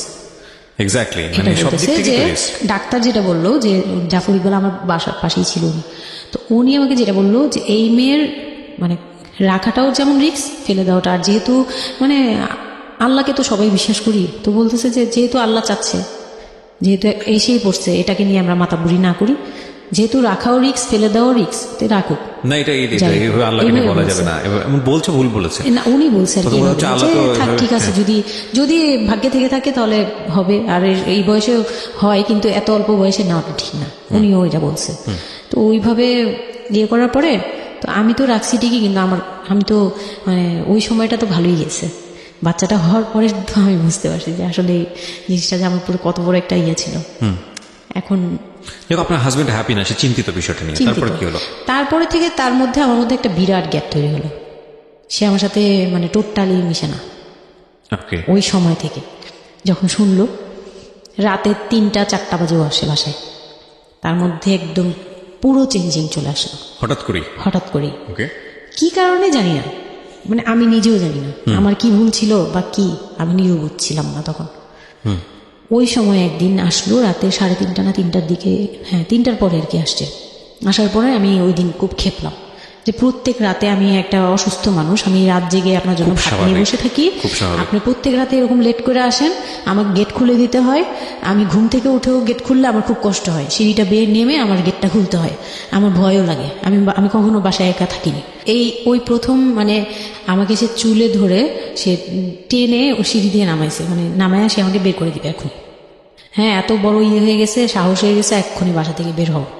সে কিন্তু নেশাও করে নাই, কিচ্ছু না, সুস্থ একটা মানুষ, এরকম করতেছে। তো তার ভাই বোনগুলো এসে বলতেছে আপনি কি মানুষজন কি বলবে, তারা মানুষজনের চিন্তা করতেছে, কিন্তু আমার যে টর্চার হচ্ছে এটা বলতেছে না। এইটা আরেকটা বিষয়, এই যে এগুলো বিষয় আসলে না আমার মেজাজ খুব খারাপ হয়ে যায়। যাই হোক, আপনি যেটা আনছেন আমি খুব সেন্সিটিভ একটা বিষয় একটু কথা বলতে চাই। হ্যাঁ, sure. সেটা হচ্ছে এই যে আপনারা যত মানুষজন চিন্তা করেন, নিজের ঘরের ভিতরে একটা মানুষ ঠিক নাই, এটা আমি আপনাদের কথা বলছি না, এটা বাংলাদেশের সামাজিক অবস্থার চিত্র। সেটা হচ্ছে আমরা নিজের ঘরের মধ্যে অনেক সময় দেখা যায় যে আপনারা যখন ঘরের মধ্যে একটা বিপদে পড়েন, আপনার চারপাশের লোকজন কি এসে আপনার সেটা সলভ করে? তো ফার্স্ট আপনি ঘরের কথা আগে চিন্তা করেন, আপনার মেয়ে কীভাবে ভালো থাকবে সেটার কথা চিন্তা করেন, আপনার ছেলেটা কীভাবে ভালো থাকবে সেই কথাটা চিন্তা করেন। এতে যদি আপনার দুর্নাম হয়ও কিছুটা, সেটা আপনার ওভারলুক করা উচিত। বরং আপনি যাদের কথা চিন্তা করে এই ছেলে মেয়েদের প্রতি খারাপ আচরণ করতেছেন, আপনার ছেলে মেয়ে খারাপ থাকার কারণে একটা সময় গিয়ে সেটা আউটব্রাস্ট হবেই। যেই মান সম্মানের কথা আপনি চিন্তা করতেছেন, সেই মান সম্মান আরও বেশি পরিমাণে ক্ষতিগ্রস্ত হবে। আমাদের সমস্যাটা হচ্ছে এই জায়গাটায়, আমরা চারপাশের ঘরের লোকজন কি মনে করবে সেটা চিন্তা করি, অথচ চারপাশের ঘরের লোকজন কারা বসবাস করে, কোথা থেকে আসছে, কি অবস্থা, সেই খোঁজ খবর আমরা রাখি না। কিন্তু আমাদের মান ইজ্জত তাদের হাতে। স্টুপিড মানে ফিলসফি নিয়ে আমরা আমাদের সোসাইটিতে চলি, it's a very important thing, এবং এগুলোর পরিবর্তন হওয়া উচিত। তারপরে কি হলো? তারপর এই হলো ফার্স্ট এই গেল, এইটার পরে এরপর থেকে চলতেছে কন্টিনিউ, মানে এরকম আচরণই করছে সে আমার সাথে। একটু এবং ওই 4 মাসের সময়টা খুব ক্রুশিয়াল একটা মোমেন্ট, খুবই ক্রুশিয়াল একটা হ্যাঁ, সকালে উঠে আমার রুটি বানাতে হতো কন্টিনিউ। সে বাইরের নাস্তা খাবে না, তাকে রুটি বানিয়ে খাওয়াতে হবে। ওই অবস্থায় আমি মানে সকালে উঠে ঘুম থেকে উঠে রুটি বানাতাম, ওর ভাই বোনের জন্য, ওর জন্য, সবার জন্য বানাতাম। এটা না আমাদের সমাজের ছেলেরা না বুঝতেই চায় না, এবং এটা নিয়ে আমাদের কোনো শিক্ষা নেই। আসলে আমি মানে দেখলাম যে এতটা আমি আমার নিজেকে জড়িয়ে ওই কথাটা বলছি, কারণ আমি তো নিজেও বাবা হয়েছি, আমি নিজে থেকেও বুঝি জিনিসটা। মানে এই যে পরিবর্তনটা সমাজ, মানে পরিবারে যখন নতুন একজন সদস্য আসে, সবচেয়ে বড় প্রেশারটা ফিল করে হচ্ছে মা, কারণ তার লাইফ রিস্ক হয়ে যায়। কিন্তু এখানে বাবার যে দায়িত্বটা, খুব মজার বিষয় হচ্ছে, আমি আমার নিজের এক্সপিরিয়েন্সের জায়গা থেকে বলতেছি, যে বাবার দায়িত্বের জায়গাটা বোঝা শুরু হয় সন্তান দুনিয়াতে আসার পর থেকে, এবং তাও ইমিডিয়েটলি আসে না। সন্তান একটু করে বড় হচ্ছে, অ্যাটাচমেন্টটা হচ্ছে, যখন নড়াচড়া সামনে দিয়ে নড়াচড়া করতেছে, একটু মিস হচ্ছে, দূরে থাকতেছে, তারপরে কি মানে সন্তান যখন মোটামুটি প্রাপ্তবয়স্ক, 1 বছর 2 বছর বয়স, ওই সময় বাবা ফিলটা আসে, তুলে দেয় তখন তখন হচ্ছে বাবা ফিলটা পায়। তার আগ পর্যন্ত বাবা বুঝতেই পারে না, তো মানে আসলে কি বাচ্চাটা আমার কোত্থেকে আসলো, এই সত্য ফিলটা এরকম থাকে। এটা খুব ন্যাচারাল একটা ফিল, কিন্তু এই ন্যাচারাল ফিলটা সুযোগ নিয়ে অনেক সময় আমরা একটা অবুঝের মতো আচরণ করে ফেলি, ভয়ানক বাজে আচরণ করে ফেলি। একটা ইয়ে থাকে, মাত্রা থাকে, যেমন আপনি কতটুকু মানে কতটুকু কেয়ারফুল ছিলেন, কতটুকু ইয়ে ছিলেন, এটার কিন্তু একটা লেভেল আছে, পার্সেন্টেজ আছে, এবং এটা নিয়ে শেখানো উচিত আমাদের আমাদের আমাদের আমাদের মানে এডুকেশন সিস্টেমের মধ্যে তো নাই। এবং আমরা জানি না ম্যারেজ কাউন্সিলিং বলে অনেক একটা বিষয় আছে, এগুলো তো আমাদের প্র্যাকটিসে নাই, কোনোভাবে নাই, আমাদের কাছে চিন্তাই করা যায় না, বিলাসিতা। এবং আমাদের রাইট। এবং বাবা যিনি, একটা হচ্ছে যে মা হওয়ার একটা প্রিপারেশন দরকার আছে, মেন্টাল প্রিপারেশন, বাবা হওয়ার জন্য একটা মেন্টাল প্রিপারেশন দরকার আছে। আমাদের সমাজে এটা টোটালি মিসিং। আমরা এই নারী জাতিদের কাছ থেকে যে গাইডটা পেয়ে আসছি, এবং সেটা না বুঝে না শুনে প্র্যাকটিস করেছি। রাইট, আমি জানি না আজকে আমি সত্যি এই কথাগুলো বলতেছি, হয়তো আমরা ওই রাতারাতি পরিবর্তনের জায়গায় যেতে পারবো না, বাট আমি শুধু একটা কথাই বলতে চাই, সেটা হচ্ছে বাবাদের দায়িত্বটা অনেক বেশি, বিশেষ করে বাচ্চা চলে আসার পর থেকে মেন্টাল সাপোর্টটা খুব জরুরি, খুবই জরুরি। হ্যাঁ, এবং কারণ এটা একটা মেয়ের লাইফ রিস্কের প্রশ্ন, এবং আপনি জানবেন না যে সে আসলে কতটা ভয়ানক রকমের লাইফ রিস্কের মধ্যে রেখে সে একটা সুন্দর স্বপ্ন দেখে। তো ওই মানুষের পাশে কিছুই না, আপনি শুধু কোম্পানি দেন, এবং এই কোম্পানিটা তারা খুব মিস করে এই সময়টাতে। হ্যাঁ, এটাই ও বলার চেষ্টা করছে। তারপর হচ্ছে যে আমার বেবি হলো, হসপিটালে যখন মেয়ে হলো, তো এই রুমটাতে ঢোকার পর্যন্ত আমি খুব ইয়েতে ছিলাম, মানে রুমটাতে যখন ঢুকি তখন আমি কান্না করছিলাম, খুব ভয় ভয় ছিল যে, ওটিতে? হ্যাঁ, ওকে। তখন মনে হচ্ছিল যে আমি মরেই যাই নাকি এরকম মনে হচ্ছিল। আর আমাকে তো মানে অপারেশন করবে, তারাও ডাক্তার বলতেছে এই মেয়ের অপারেশন কি করবো, আর এই মেয়ে নর্মালে কি বেবি দিবে। আমি বলতেছে এটা তো গ্রামগঞ্জ না, আপনারা কি করছেন। আমি তখন আরো শুকনা ছিলাম, তো আর এমনিতেও বয়সও কম ছিল, আর শুকনাও ছিলাম, দেখতে আরো পিচ্ছি লাগতো। বলতো যে অনেক দুর্বল, তো ও তো মানে ঠিক মতো টেক কেয়ারও করেন নাই বাসায়। হ্যাঁ, বলতেছে একদম আমার এই হাতের মানে এইগুলো ব্রিনগুলো বুঝে যেত, এইগুলো বোঝা যেত, একদম হাড় গোড় বোঝা যেত। যখন অপারেশন করে, অপারেশনের 12 ঘন্টা পর আমার সেন্স আসে, প্রায় 12 ঘন্টা। তার মানে আপনার বেবি হয়েছে আপনি জানেন না? জানি না। পরে আমি যখন ঘুম থেকে caesarean baby? Caesarean baby. Okay. পরের দিন শুধু রাতে একটু টের পাই যে আমি আমার পাশে কেউ মানে ব্রেস্ট ফিড করছে, এইটা ফিল পাইছি। শুধু মুখের দিকে তাকাতে পারিনি, চোখ খুলতে পারিনি, কিন্তু কেউ একজন আমার পাশে শোয়া, মানে আমার হাতের উপরে একটা বাচ্চা শোয়া, এরূপ ফিল পেয়েছি। আর এরপরে যে চোখ বন্ধ করেছি, একবারে সকালে প্রায় 11টা-12টার দিকে আমার ঘুম ভাঙছে। তখন তাকানোর পরে একটু পুরোপুরি ইয়েতে, তো আমাকে উঠিয়ে নিয়ে আমাকে ইয়েতে ক্যাবিনে দেওয়া হলো। ক্যাবিনে দেওয়ার পরে আমি বাচ্চাকে দেখি, বারবার চিন্তা করি যে এটা আমার মেয়ে কোত্থেকে আসলো, কিভাবে আসলো, আমি নিজেকে দেখি। তখন না আমার মাথায় এটাও ছিল না যে এটার বাবা কে, এটার ফুপু কে, এটার চাচা, হোয়াট এভার, আমার বাচ্চা এটা, মানে আমি এখনো স্টিল না, আমার বাচ্চা এখন ক্লাস 8-এ পড়ে, এখনো আমি তাকে বাচ্চা বলি। হ্যাঁ, তো ও আর আমি একসাথে আড্ডে মনে হয় কি মানে ফ্রেন্ড আমরা এরকম। পরে হচ্ছে ওই বাচ্চাটা হওয়ার পরে সে খেলে, আমার খুব ভালো লাগে, তাকে নিয়ে আমার সময় ভালো কাটে। আমার আর মানে ওর বাবার কথা মাথায় নেই যে এই লোক শুধু মানে এনে দিবে ঘরে, আমি রান্না করবো, খাবো, ব্যাস ওই পর্যন্তই শেষ। আমার আর এর দরকার নেই, কাউরই দরকার নেই। আমার বাচ্চা নিয়ে আমি পুতুলের মতো খেলি সারাদিন। ওর বাবা অনেক সময় দেখা গেত, ওর বাবা তো রাতে 2টা-3টায় আসতো, আসার পরে যে খাওয়া দাওয়া করে ঘুমাবে। তো আমার তো ওই রুম ছাড়া কোনো ওয়ে ছিল না, ওই রুমে আমি হাঁটাহাঁটি করতাম, বাচ্চা কান্না করতো। একদিন এমনও হয়েছে সে আমাকে ঘর থেকে বের করে দিচ্ছে, আমি নাকি ইচ্ছা করে বাচ্চাকে কাঁদাই আর তাকে ঘুমাতে দিই না। হ্যাঁ, সে আমাকে রুম থেকে বের করে দিচ্ছে। তো রাতে এত রাতে বাসা থেকে যখন রুম থেকে বের করে দিচ্ছে, আমি সিঁড়িতে সারা রাত, মানে ওদের তো আর বারান্দাও নেই, হাঁটার যায়। বাচ্চা কোথায় ছিল? বাচ্চা আমার কোলে। বাচ্চা টাওয়াল দিয়ে পেঁচানো আমার কোলে, সে কান্না করতেছে, আমি সিঁড়িতে বসে আছি। আর আমি যখন সিঁড়িতে বসছি, আমি জানি না কি কারণে বাচ্চার কান্না অটো থেমে গেছে। রুম থেকে বের হয়েছি না, তো ওর বাবা যে ধমক টমক দিছে, আমি জানি না কি কারণে, হয়তো বা রাতও অনেক হয়ে গেছিল, অনেক কান্নাকাটির পরে হয়তো ও ক্লান্ত হয়ে গেছিল, ও মোটামুটি চুপ হয়ে গেছে সিঁড়িতে, নয়তো পুরো এলাকা জানার কথা এইরকম। তো আমি সিঁড়িতে বসে বসে কান্না করছি সারা রাত, মানে তখন অলমোস্ট তখন 4টা বাজে। হ্যাঁ, তখন সে ঘুমাচ্ছে, ভিতরে গিয়ে ঘুমাচ্ছে। আমি আর ভয়ে রুমেই যাইনি, মানে কি না কি করবে আবার, এই জন্য রুমেই যাইনি। তো এই কাজটা করার পরে সে আমার মন থেকে আরো উঠে গেছে। আমার যে দেবর ছিল, যে বললাম যে আমাকে খুব ভালোবাসতো উনি, তো উনি আবার খুব ভোরে আসতো, জুতার ব্যবসায়ী তো, ওনাদের কারখানা সারা রাত কাজ হতো, প্রত্যেক দিন সকালে 5টা-6টা এইভাবে আসতো। তো ঘন্টাখানিক পরে উনি যখন চলে আসছে, তখন আমাকে সিঁড়ি দিয়ে ওঠার সময় মানে গেট নক করছে, ওনার ওয়াইফ নামছে উপর থেকে, নেমে বলছে তুমি এখানে কেন? আমি বললাম যে এরকম আপনার ভাই ঘুমাতে পারে না, আমাকে বের করে দিচ্ছে।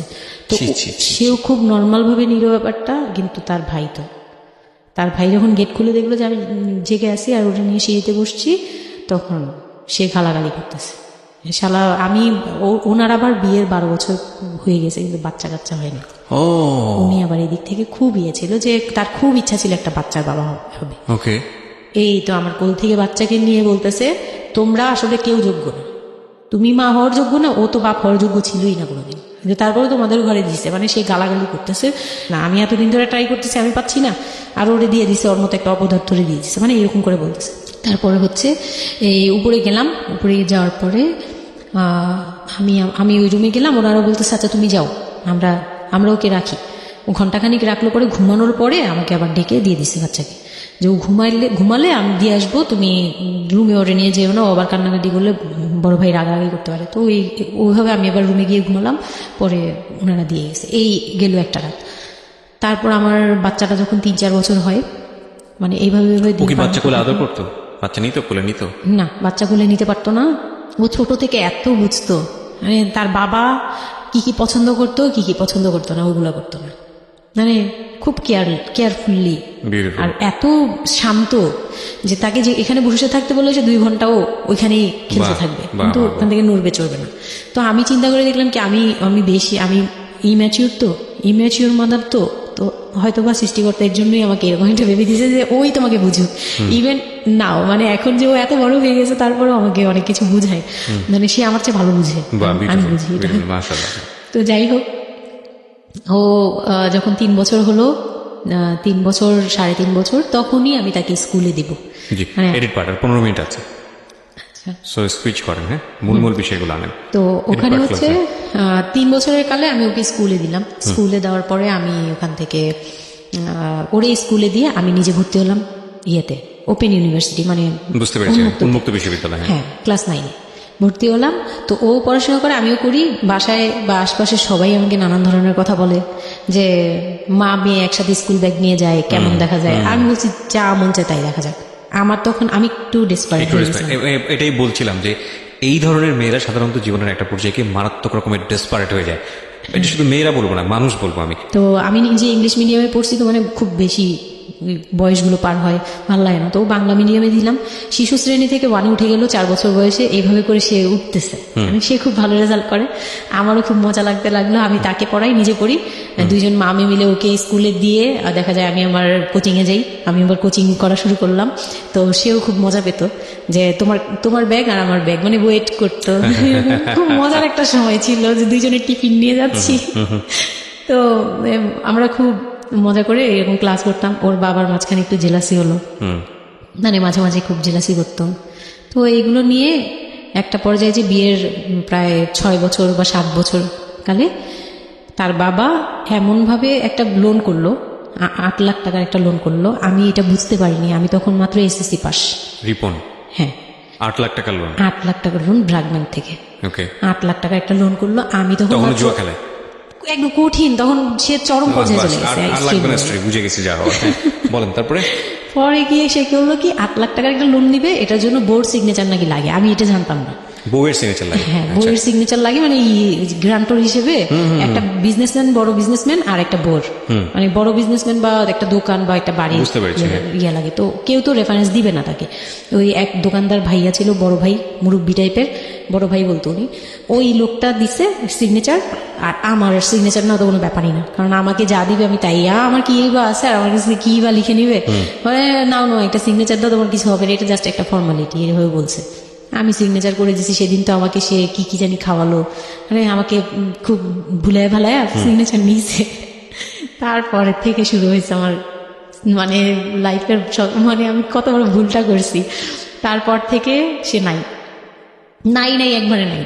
মানে সে বাসা ভাড়া নিয়েছিলাম এর মাঝখানে, এটা বলতে ভুলে গেছি যে আমার দেবর ননদের বিয়ে হওয়ার পরে ওই বাড়িটাতে, মানে ননদের বিয়ের জন্য ওই বাড়িতে হচ্ছিল না। পরে আমরা বাসা শিফট করে, মানে ওই বাসা ভাড়া দিয়ে অন্য একটা বাসায় ভাড়া গেছে, ফ্ল্যাট নিয়ে ভাড়া যাওয়ার পরে ওই ননদের বিয়ে হওয়ার পরে তারপরে আবার যার যার মতো আলাদা আলাদা রুম নিয়ে থাকা, মানে বাসা নিয়ে থাকা। তো আমাকে যে ফ্ল্যাটটা নিয়ে দিয়েছিল 1 রুমের ছোট্ট একটা ফ্ল্যাট, হ্যাঁ, ওই ফ্ল্যাটে ছিলাম। তো ওইখানে আমার এই যে সিগনেচারটা করায়, মানে ভাই বোন থেকে আলাদা হওয়ার পরে সে তার ভাই বোনকেও ভয় পেত এসব ব্যাপারে। আচ্ছা। তো আমাকে তারা হাইড করছে যে সে জুয়া খেলে, যে এটা আমাকে বলেনি। তো আমি একদিন টের পাইছি কিভাবে, যে ঈদের দিন, মানে লাস্ট ঈদ, ওনার সাথে আমার লাস্ট, মানে লোনটা নেওয়ার আগ পর্যন্ত আপনি জানতেন না যে সে জুয়া খেলে? না, তখনও বুঝি নাই। তার আগে কিন্তু আমি এটা ধরছিও, কিন্তু ধরেও বুঝতে পারিনি। 8 লাখ টাকার যে ঘটনাটা, এটা থেকে শুরু। মানে সে হচ্ছে এই 8 লাখ টাকার লোন নিয়ে চলে গেছে। 2 মাস 3 মাস একদম, মানে টোটালি নাম্বার বন্ধ, সব বন্ধ। তারপরে ওই পরের মাস থেকে তো লোনের যে একটা ইয়ে থাকে, ইন্টারেস্ট সহ, যে ওইগুলোর জন্য তারা বাসায় পর্যন্ত চলে আসছে। এসে আমাকে অপমান করতেছে যে আপনি সহ জানেন, আপনি না জানলে এটা সম্ভবই না, আপনি জানেন, নয়তো আপনি সিগনেচার দিলেন কিভাবে, সিগনেচার কি না জেনে দিয়েছেন। তখন আমি কান্নাকাটি করে বলছি যে আমি আসলে এই বিষয়টা বুঝিনি। তো ওনাদেরকে বলার পরে ওনারা বুঝছে যে আসলে ঘটনাটা এরকমই। তো প্রায় 6-7 মাস যাওয়ার পরে দেখি উনি আর আসেই না। তারপর আমি বাসা চেঞ্জ করে আমার বোনের সাথে বাসা নিলাম, রুম নিলাম। একটা রুম নিয়ে মেয়েকে নিয়ে খুব কষ্ট করে থাকি। আমি একটা জব নিলাম ভালো একটা কোম্পানিতে। তখন আমি এসএসসি পাস, তো এসএসসি পাশের সার্টিফিকেট নিয়ে একমাত্র মার্কেটিং সেলসে জব হয়, এছাড়া কিন্তু আর কোথাও ভালো জব হয় না। তো আমি খোঁজ খবর নিয়ে দেখলাম যে না, মার্কেটিং এর সেলসে যেহেতু জব আছে, তো ইউনিলিভারের খুব ভালো একটা পজিশনে জব নিলাম। ওকে, সেলসে জব নিলাম পরে মোটামুটি 10-12 হাজার টাকার মতো স্যালারি ছিল, ওটা দিয়ে চলতাম। মেয়েকে নিয়ে বাড়ি ভাড়া দিতাম 4-4.5 হাজার। জামাই কোথায় ওই সময় আপনি জানেন না? না, আমি যখন তারপর হুট করে একদিন আসছে, এসে তারপর দেখি ঘরে বসে থাকে, সারাক্ষণ ঘরে বসে থাকে। ব্যাংকের লোক আসবে শুনলেই বের হয়ে যায়, আর বের হয়ে আবার 2-3 দিন থাকে না, আবার আসে। মানে একটা কেমন খেলা, লুকোচুরি জীবন। হ্যাঁ, লুকোচুরি জীবন। বিজনেস শেষ, বিজনেস টিজনেস কিচ্ছু না, উনি থাকে, আমি রান্না করলে উনি খেয়ে চলে যায়। আর উনি যে খায়, মানে তখন জিজ্ঞেসও করে না যে মেয়ে খাইছে বা তুমি খাইছো কিনা, কিচ্ছু না। উচ্ছন্ন জীবন এবং টেনশনলেস, কেমন জানি মানে একটা মানে পশু টাইপের হয়ে গেছিল। মানে বলতে গেলে গরু ছাগল যেরকম থাকে ওরকম। সে আসে যায়, ব্যাস এই পর্যন্তই। তো সে একটা টিভি কিনছিল আমার বিয়ের পরের থেকে, সে কোনো কিছু কিনে নেই, একটা টিভি কিনছিল। লাস্ট মানে যে ছোট লোকি পানাটা করছে সে, যেদিন আমার সাথে, আমি তো তার সাথে ঝগড়াও যেতাম না, তর্কেও যেতাম না, কোনো ধরনের ইয়েতেই যেতাম না। মানে ওই লোকটা এরপরে যে লাস্ট কাজটা করলো, যেটার উপর থেকে মানে পুরোপুরি মন থেকে উঠে গেল, যে একটা টিভি ছাড়া তার ঘরে কোনো কিছু কেনা ছিল না, সব আমার করা। মানে আমার গহনা গাটি বলেন, যাই বলেন ছিল, যাই ছিল টুকিটাকি সব আমার নিজের করা। শুধু ওই টিভিটা সে কিনছিল নিজের টাকায়। সে যাওয়ার সময় মানে একদিন চিল্লাচিল্লি করলাম, মানে আমি আর সহ্য করতে পারছিলাম না, যে প্রত্যেক রাতে আসি, আমি ডাল ভাত যাই রান্না করি, অনেক সময় দেখা যায় ডালও নেই, চাল আছে শুধু, একটা ডিম নিয়ে আসছি, ভাজছি, ভেজে নিয়ে সামনে বসছি, সে খেয়ে উঠে গেল। মানে আমি আর আমার মেয়ে না খাওয়া, বাচ্চাটার জন্য সে মানে এরকম টাইপের, মানে নেশাখোররাও এর চেয়ে ভালো। আমার মনে হয় যে একটা এডিক্ট হলেও সেও চিন্তা করবে যে আমার বাচ্চাটা খাইছে, তো কিন্তু তার মধ্যে এই ফিলটা নাই। তো আমার একদম বিরক্ত হয়ে গেলাম এক পর্যায়ে। তারপর আমি বললাম যে আপনি আর কত এরকম করবেন, আপনি এরকম কেন শুরু করছেন, আপনি কি চান আসলে, আমাদের কাছে কি চান? তারপর সে বলতেছে যে আমার বোন আসছে, আমার বোনকে বলতেছে যে আমি নষ্ট হয়ে গেছি, আমি কি করে টাকা আনি, হ্যান ত্যান। বুঝতে পেরেছি, মানে শেষ সম্বল আর কি, যা বলার আর কি। হ্যাঁ, পরে আমি তো আর আমার বোনও খেপছে, আমার বোন জামাইও খুব রাগা। হ্যাঁ, আপনারা আসলে ওরে ইয়ে করতেছেন, লাই দিচ্ছেন, এই সেই উল্টাপাল্টা কথা বলে টলে সে চলে গেল। চলে যাওয়ার সময় সে টিভিটা হাতে করে নিয়ে গেছে, বিক্রি করে দিবে। হ্যাঁ, আমি আমার জিনিস নিয়ে গেলাম, আমি যা জানিস সেগুলো নিয়ে গেছি। তো আমি সবচেয়ে মানে খারাপ লাগছে জিনিসটা, যে এতটা ছোট লোকের সাথে আমি ছিলাম এতটা বছর। তখন আমার মনে হয়েছে যে এরকম একটা ছোট মনের মানুষের সাথে আমি এত বছর ছিলাম, এটা বলতে লজ্জা হয়।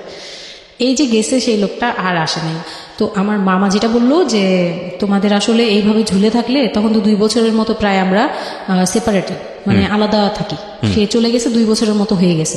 তো বলতেছে 2 বছর পর এসে, এই যে আজকে বললো এই কথা, আবার যে 1 বছর পর এসে আরেকটা ঝামেলা করবে না, এমন কোনো কথা নেই। আর আমার মামা তখন আমাকে বলতেছিল তোমাকে আমরা একটা বিয়ে দিব, তোমার এখনো ওই বয়স আছে, এই সেই। আমি তো তখন একবারেই না আমি বিয়েটি আর করতেই পারবো না, আমার মেয়ে আমি বড় করবো, এটাই আমার টার্গেট। তো তারা বলতেছে আচ্ছা ঠিক আছে, বিয়ে করো বা না করো, তোমার এইটার একটা সাইড করা দরকার। তুমি নিজ থেকে ওর কাছ থেকে এমনিতেও কিছু পাবা না, উনিতেও কিছু পাবা না, তুমি নিজ থেকে একটা ডিসিশনে চলে ওর কাছ থেকে ডিটাচ হওয়া হবে, যাতে ওর তোমার উপর কোনো দায়িত্ব না থাকে, অধিকার না থাকে। তখন গিয়ে মানে যে গার্জিয়ানরা বিয়ে দিয়েছিল তারাই একসাথে বসে আমাকে ডিভোর্সের করে দেয়। হ্যাঁ, ওকে। ডিভোর্স করার পর you feel bad for this, like আপনি ডিভোর্স দিয়ে দিচ্ছেন, ও মানুষটার প্রতি কোনো মায়া বাধা? না, বিন্দু মাত্র না। আমার কেন জানি এটা ফিল হয়নি, আমি নিজেও জানি না। সবাই বলে ডিভোর্সের সময়টা নাকি খুব, কিন্তু আমার কাছে মনে হচ্ছিল যে না, এটা একটা ভালো সমাধান। আমার তখন মনে হয় যে আরো আগেই বের হয়ে আসা ছিল। ফাইন, এবার আমার কিছু কোয়েশ্চেন আছে, খুব শর্টকাটে আমি অনুষ্ঠানটা শেষ করবো। তারপরে রিয়েলাইজেশনের জায়গা থেকে আমার যারা লিসনার আছে তারা শুনলেই বুঝতে পারবেন যে আসলে স্টোরিটা কেন আমরা প্রচার করলাম। আপনি তো এখন কোনো না কোনো জব করছেন, আপনার সন্তানের খরচ ভরণ পোষণ আপনিই দেন, এবং আমি জানি যে আপনার একটা স্বপ্ন আছে নিশ্চয়ই, এবং আপনি কোনোভাবেই চাইবেন না যে আপনার মেয়ে, আপনি যে অবস্থাটা ফেস করছেন সেটা আপনার মেয়ে ফেস করুন। এবং আমার কেন জানি মনে হচ্ছে যে আপনাদের গল্পটা শুনে যে আপনার মেয়ে আপনার খুব ভালো একজন বন্ধু, সবকিছু মিলিয়ে। ওকে, সো এই একটা কথা, সৃষ্টিকর্তা কখনোই কোনো মানুষকে কমপ্লিটলি আনহ্যাপি করে না, কমপ্লিটলি হ্যাপি করে না। হ্যাঁ, আপনার এই কষ্টময় জীবনের মধ্যেও আপনাকে আল্লাহ একটা বেস্ট গিফট দিয়ে দিয়েছেন, সেটা হচ্ছে আপনার সন্তান। কিন্তু আমরা যদি একটু অন্যভাবে দেখি গল্পটাকে, যে ঘটনাটা ওর জীবনে ঘটে গেছে, প্রতিনিয়ত ঘটে গেছে, আপনি এই সমাজের জায়গা থেকে যদি আবার চিন্তা করেন, ওর লাইফটা কিন্তু একটা স্পটলেস লাইফ না। ও যখন সেকেন্ড একটা সম্পর্কে যাবে, সেই সম্পর্কটা একটা স্বাভাবিক সম্পর্কের জায়গা থেকেও চিন্তা করতে পারবে না। এবং ওকে যখন একটা মানুষ নিজের জীবনে নিতে যাবে সম্পর্কের বাইরে এসে, তখন একটা জিনিস চিন্তা করবে যে ওর একটা পাস্ট লাইফ আছে, ওর একটা মেয়ে আছে, মেয়ের বয়স কত বছর চলছে? 12 বছর চলছে। এবং ওর বয়স যেখানে, আপনার কত? 21? আমার হচ্ছে 27। সো ওর প্রায় ওর বয়সের অর্ধেক বয়সে 2-3 বছর কম হবে। যাই হোক, তো এই যে ব্যাপারটা, এগুলো খুব ভালো চোখে দেখে না, দেখবে না, খুব স্বাভাবিক। হয়তো কোনো ব্যক্তি মানুষ দেখলেও দেখতে পারে, কিন্তু যখন পরিবারের জায়গা থেকে আসবে এই সম্বন্ধটা, তখন কোনোভাবেই পরিবারের অন্য লোকজন এটাকে কোয়েশ্চেনেবল, মানে কোয়েশ্চেনের জায়গা থেকে এটা ছাড় দেবে না। তাহলে দেখুন, ওর জীবনের বিগার লস কিংবা ওর জীবনের যে একটা ভয়ানক রকমের একটা ক্ষতি, পুরো জীবনের মোড়টাকে অন্যদিকে ঘুরিয়ে দেওয়া। যদি একটা নিউট্রাল জায়গা থেকে আমরা চিন্তা করি, একটা মেয়ে তার জীবনটা আসলে কেমন হওয়া উচিত ছিল সেই জায়গাটা থেকে, তাহলে ওর জীবনটা কোথায় গিয়ে দাঁড়িয়েছে। এবং যদি এভাবেই জীবনটা চলে যায়, তাহলে ওর যে মেয়েটা বড় হচ্ছে, সে মেয়েটা বড় হয়ে একসময় নতুন একটা সংসারে চলে যাবে। যেহেতু সে ছেলে না, সুতরাং তার মার প্রতি দায়িত্বের ব্যাপারটা হয়তো অন্যরকমভাবে তাকে পালন করতে হবে, সেখানে গিয়ে সে থাকতে পারবে না। তাহলে এই মেয়েটা একসময় বড় হতে হতে হতে হতে হতে এমন একটা জীবনে আসবে যখন বার্ধক্য চলে আসবে, যখন আশেপাশে কেউ থাকার মতো থাকবে না, তখন এই মেয়েটার জীবনটা, মানে সারাটা জীবনের জন্যে তাকে একটা অদৃশ্য জেলে পুরে দেওয়া হয়েছে। পরিবার তাকে যে বিয়েটা দিয়েছিল অল্প বয়সে, সেটা পারিবারিক এক ধরনের সিদ্ধান্তের জায়গাটা থেকে সবাই মনে করেছিল এতে মঙ্গল হবে, কিন্তু আলটিমেটলি মঙ্গল তো হয়নি। উল্টো যেটা হয়েছে সেটা যদি জানতো আগে থেকে, তাহলে কেউ এই মঙ্গলটা করতে চাইতো না। কিন্তু এগুলো কিন্তু একেবারে আমাদের প্রত্যেকটা জায়গা থেকে আমরা কিন্তু সবাই বুঝি যে বয়সের ডিফারেন্স থাকলে কি হতে পারে। ভাই, এটা তো হিন্দি সিরিয়াল না। এখানে একটা অসম বয়সে একটা মেয়ে বা ছেলের বিয়ে হলো, তারপরে দেখা গেল যে স্বাভাবিকভাবে তাদের মধ্যে যেটা হওয়ার কথা সেটা হচ্ছে না, অন্য কিছু হচ্ছে। এই বিষয়গুলো তো আসলে এরকম না। জীবনটা তো আসলে এই ধরনের ড্রামা মেইনটেইন করে না, এটা নাটকের চেয়ে অনেক বেশি নাটকীয়। সুতরাং যারা এই ধরনের কাজ করেন বা কাজ করতে উৎসাহ দেন, তাদেরকে আমরা রিকোয়েস্ট করব যে একটা জীবন ধ্বংস করার জন্যে এই রকম অনৈতিক সিদ্ধান্ত যথেষ্ট। অতএব কোনো মেয়ের কিংবা ছেলের মেন্টাল ম্যাচুরিটি, শুধু ফিজিক্যাল ম্যাচুরিটি না, mental maturity which is very very important, মানসিকভাবে পরিপক্ক ফর দ্যাট পার্টিকুলার থিং, মানে ওই যে জিনিসটার জন্য আপনারা তাকে তৈরি করছেন, লাইক সে যদি সংসার করতে চায় বা কোনো কিছু করতে চায়, সেটার জন্য ওই মানুষটা যদি মানসিকভাবে পরিপক্ক না হয়, তাহলে কখনোই তাকে সেই জায়গাটায় ঠেলে দেওয়া উচিত না। এতে দিয়ে আপনি যদি মনে করেন, বিশেষ করে বাবারা অনেক সময় মনে করে, মারা অনেক সময় মনে করে, মেয়ের বিয়ে হলে যাক হাফ ছেড়ে বাঁচলাম, এটা একটা ভয়ানক রকমের ভুল সিদ্ধান্ত। কারণ অপাত্রে যদি মেয়ের যা যায়, তাহলে হাফ ছেড়ে বাঁচার আসলে কোনো সুযোগ থাকে না। আমার মনে হয় এই লাইনটার সাথে বাংলাদেশের অনেক বাবা মাই পরিচিত। আজকে আমি অনেক কথা বলেছি, আমি আসলে যতটুকু বলেছি এটা অন্তর থেকে বলেছি, এবং নিজের জীবনের অভিজ্ঞতাকেও অনেক সময় এখানে ইনক্লুড করে দিয়েছি, সেটা হয়তো মেনশন করিনি। আমি সবার প্রতি ক্ষমা চেয়ে নিচ্ছি, কারণ আজকে অনেক বেশি ইন্টারাপ্ট করেছি। তবে আমি মনে প্রাণে চাই যে শামীমা আজকের এই জীবন গল্পটা এখানে বললেন, এই শামীমার মতো যারা আছেন তারা জীবনের সুখী হোক, ভালো থাকুক। আর আমি আপনাদেরকে এই কথাটা অনেকবার বলেছি, আজকে আবারও বলছি, দুটো জিনিস কখনো কম্প্রোমাইজ করবেন না। Never ever compromise this two thing. Number 1 is education, number 2 is career. Never ever sacrifice your career and education. অনেক ভালো থাকুন, আজকের মতো শুভরাত্রি।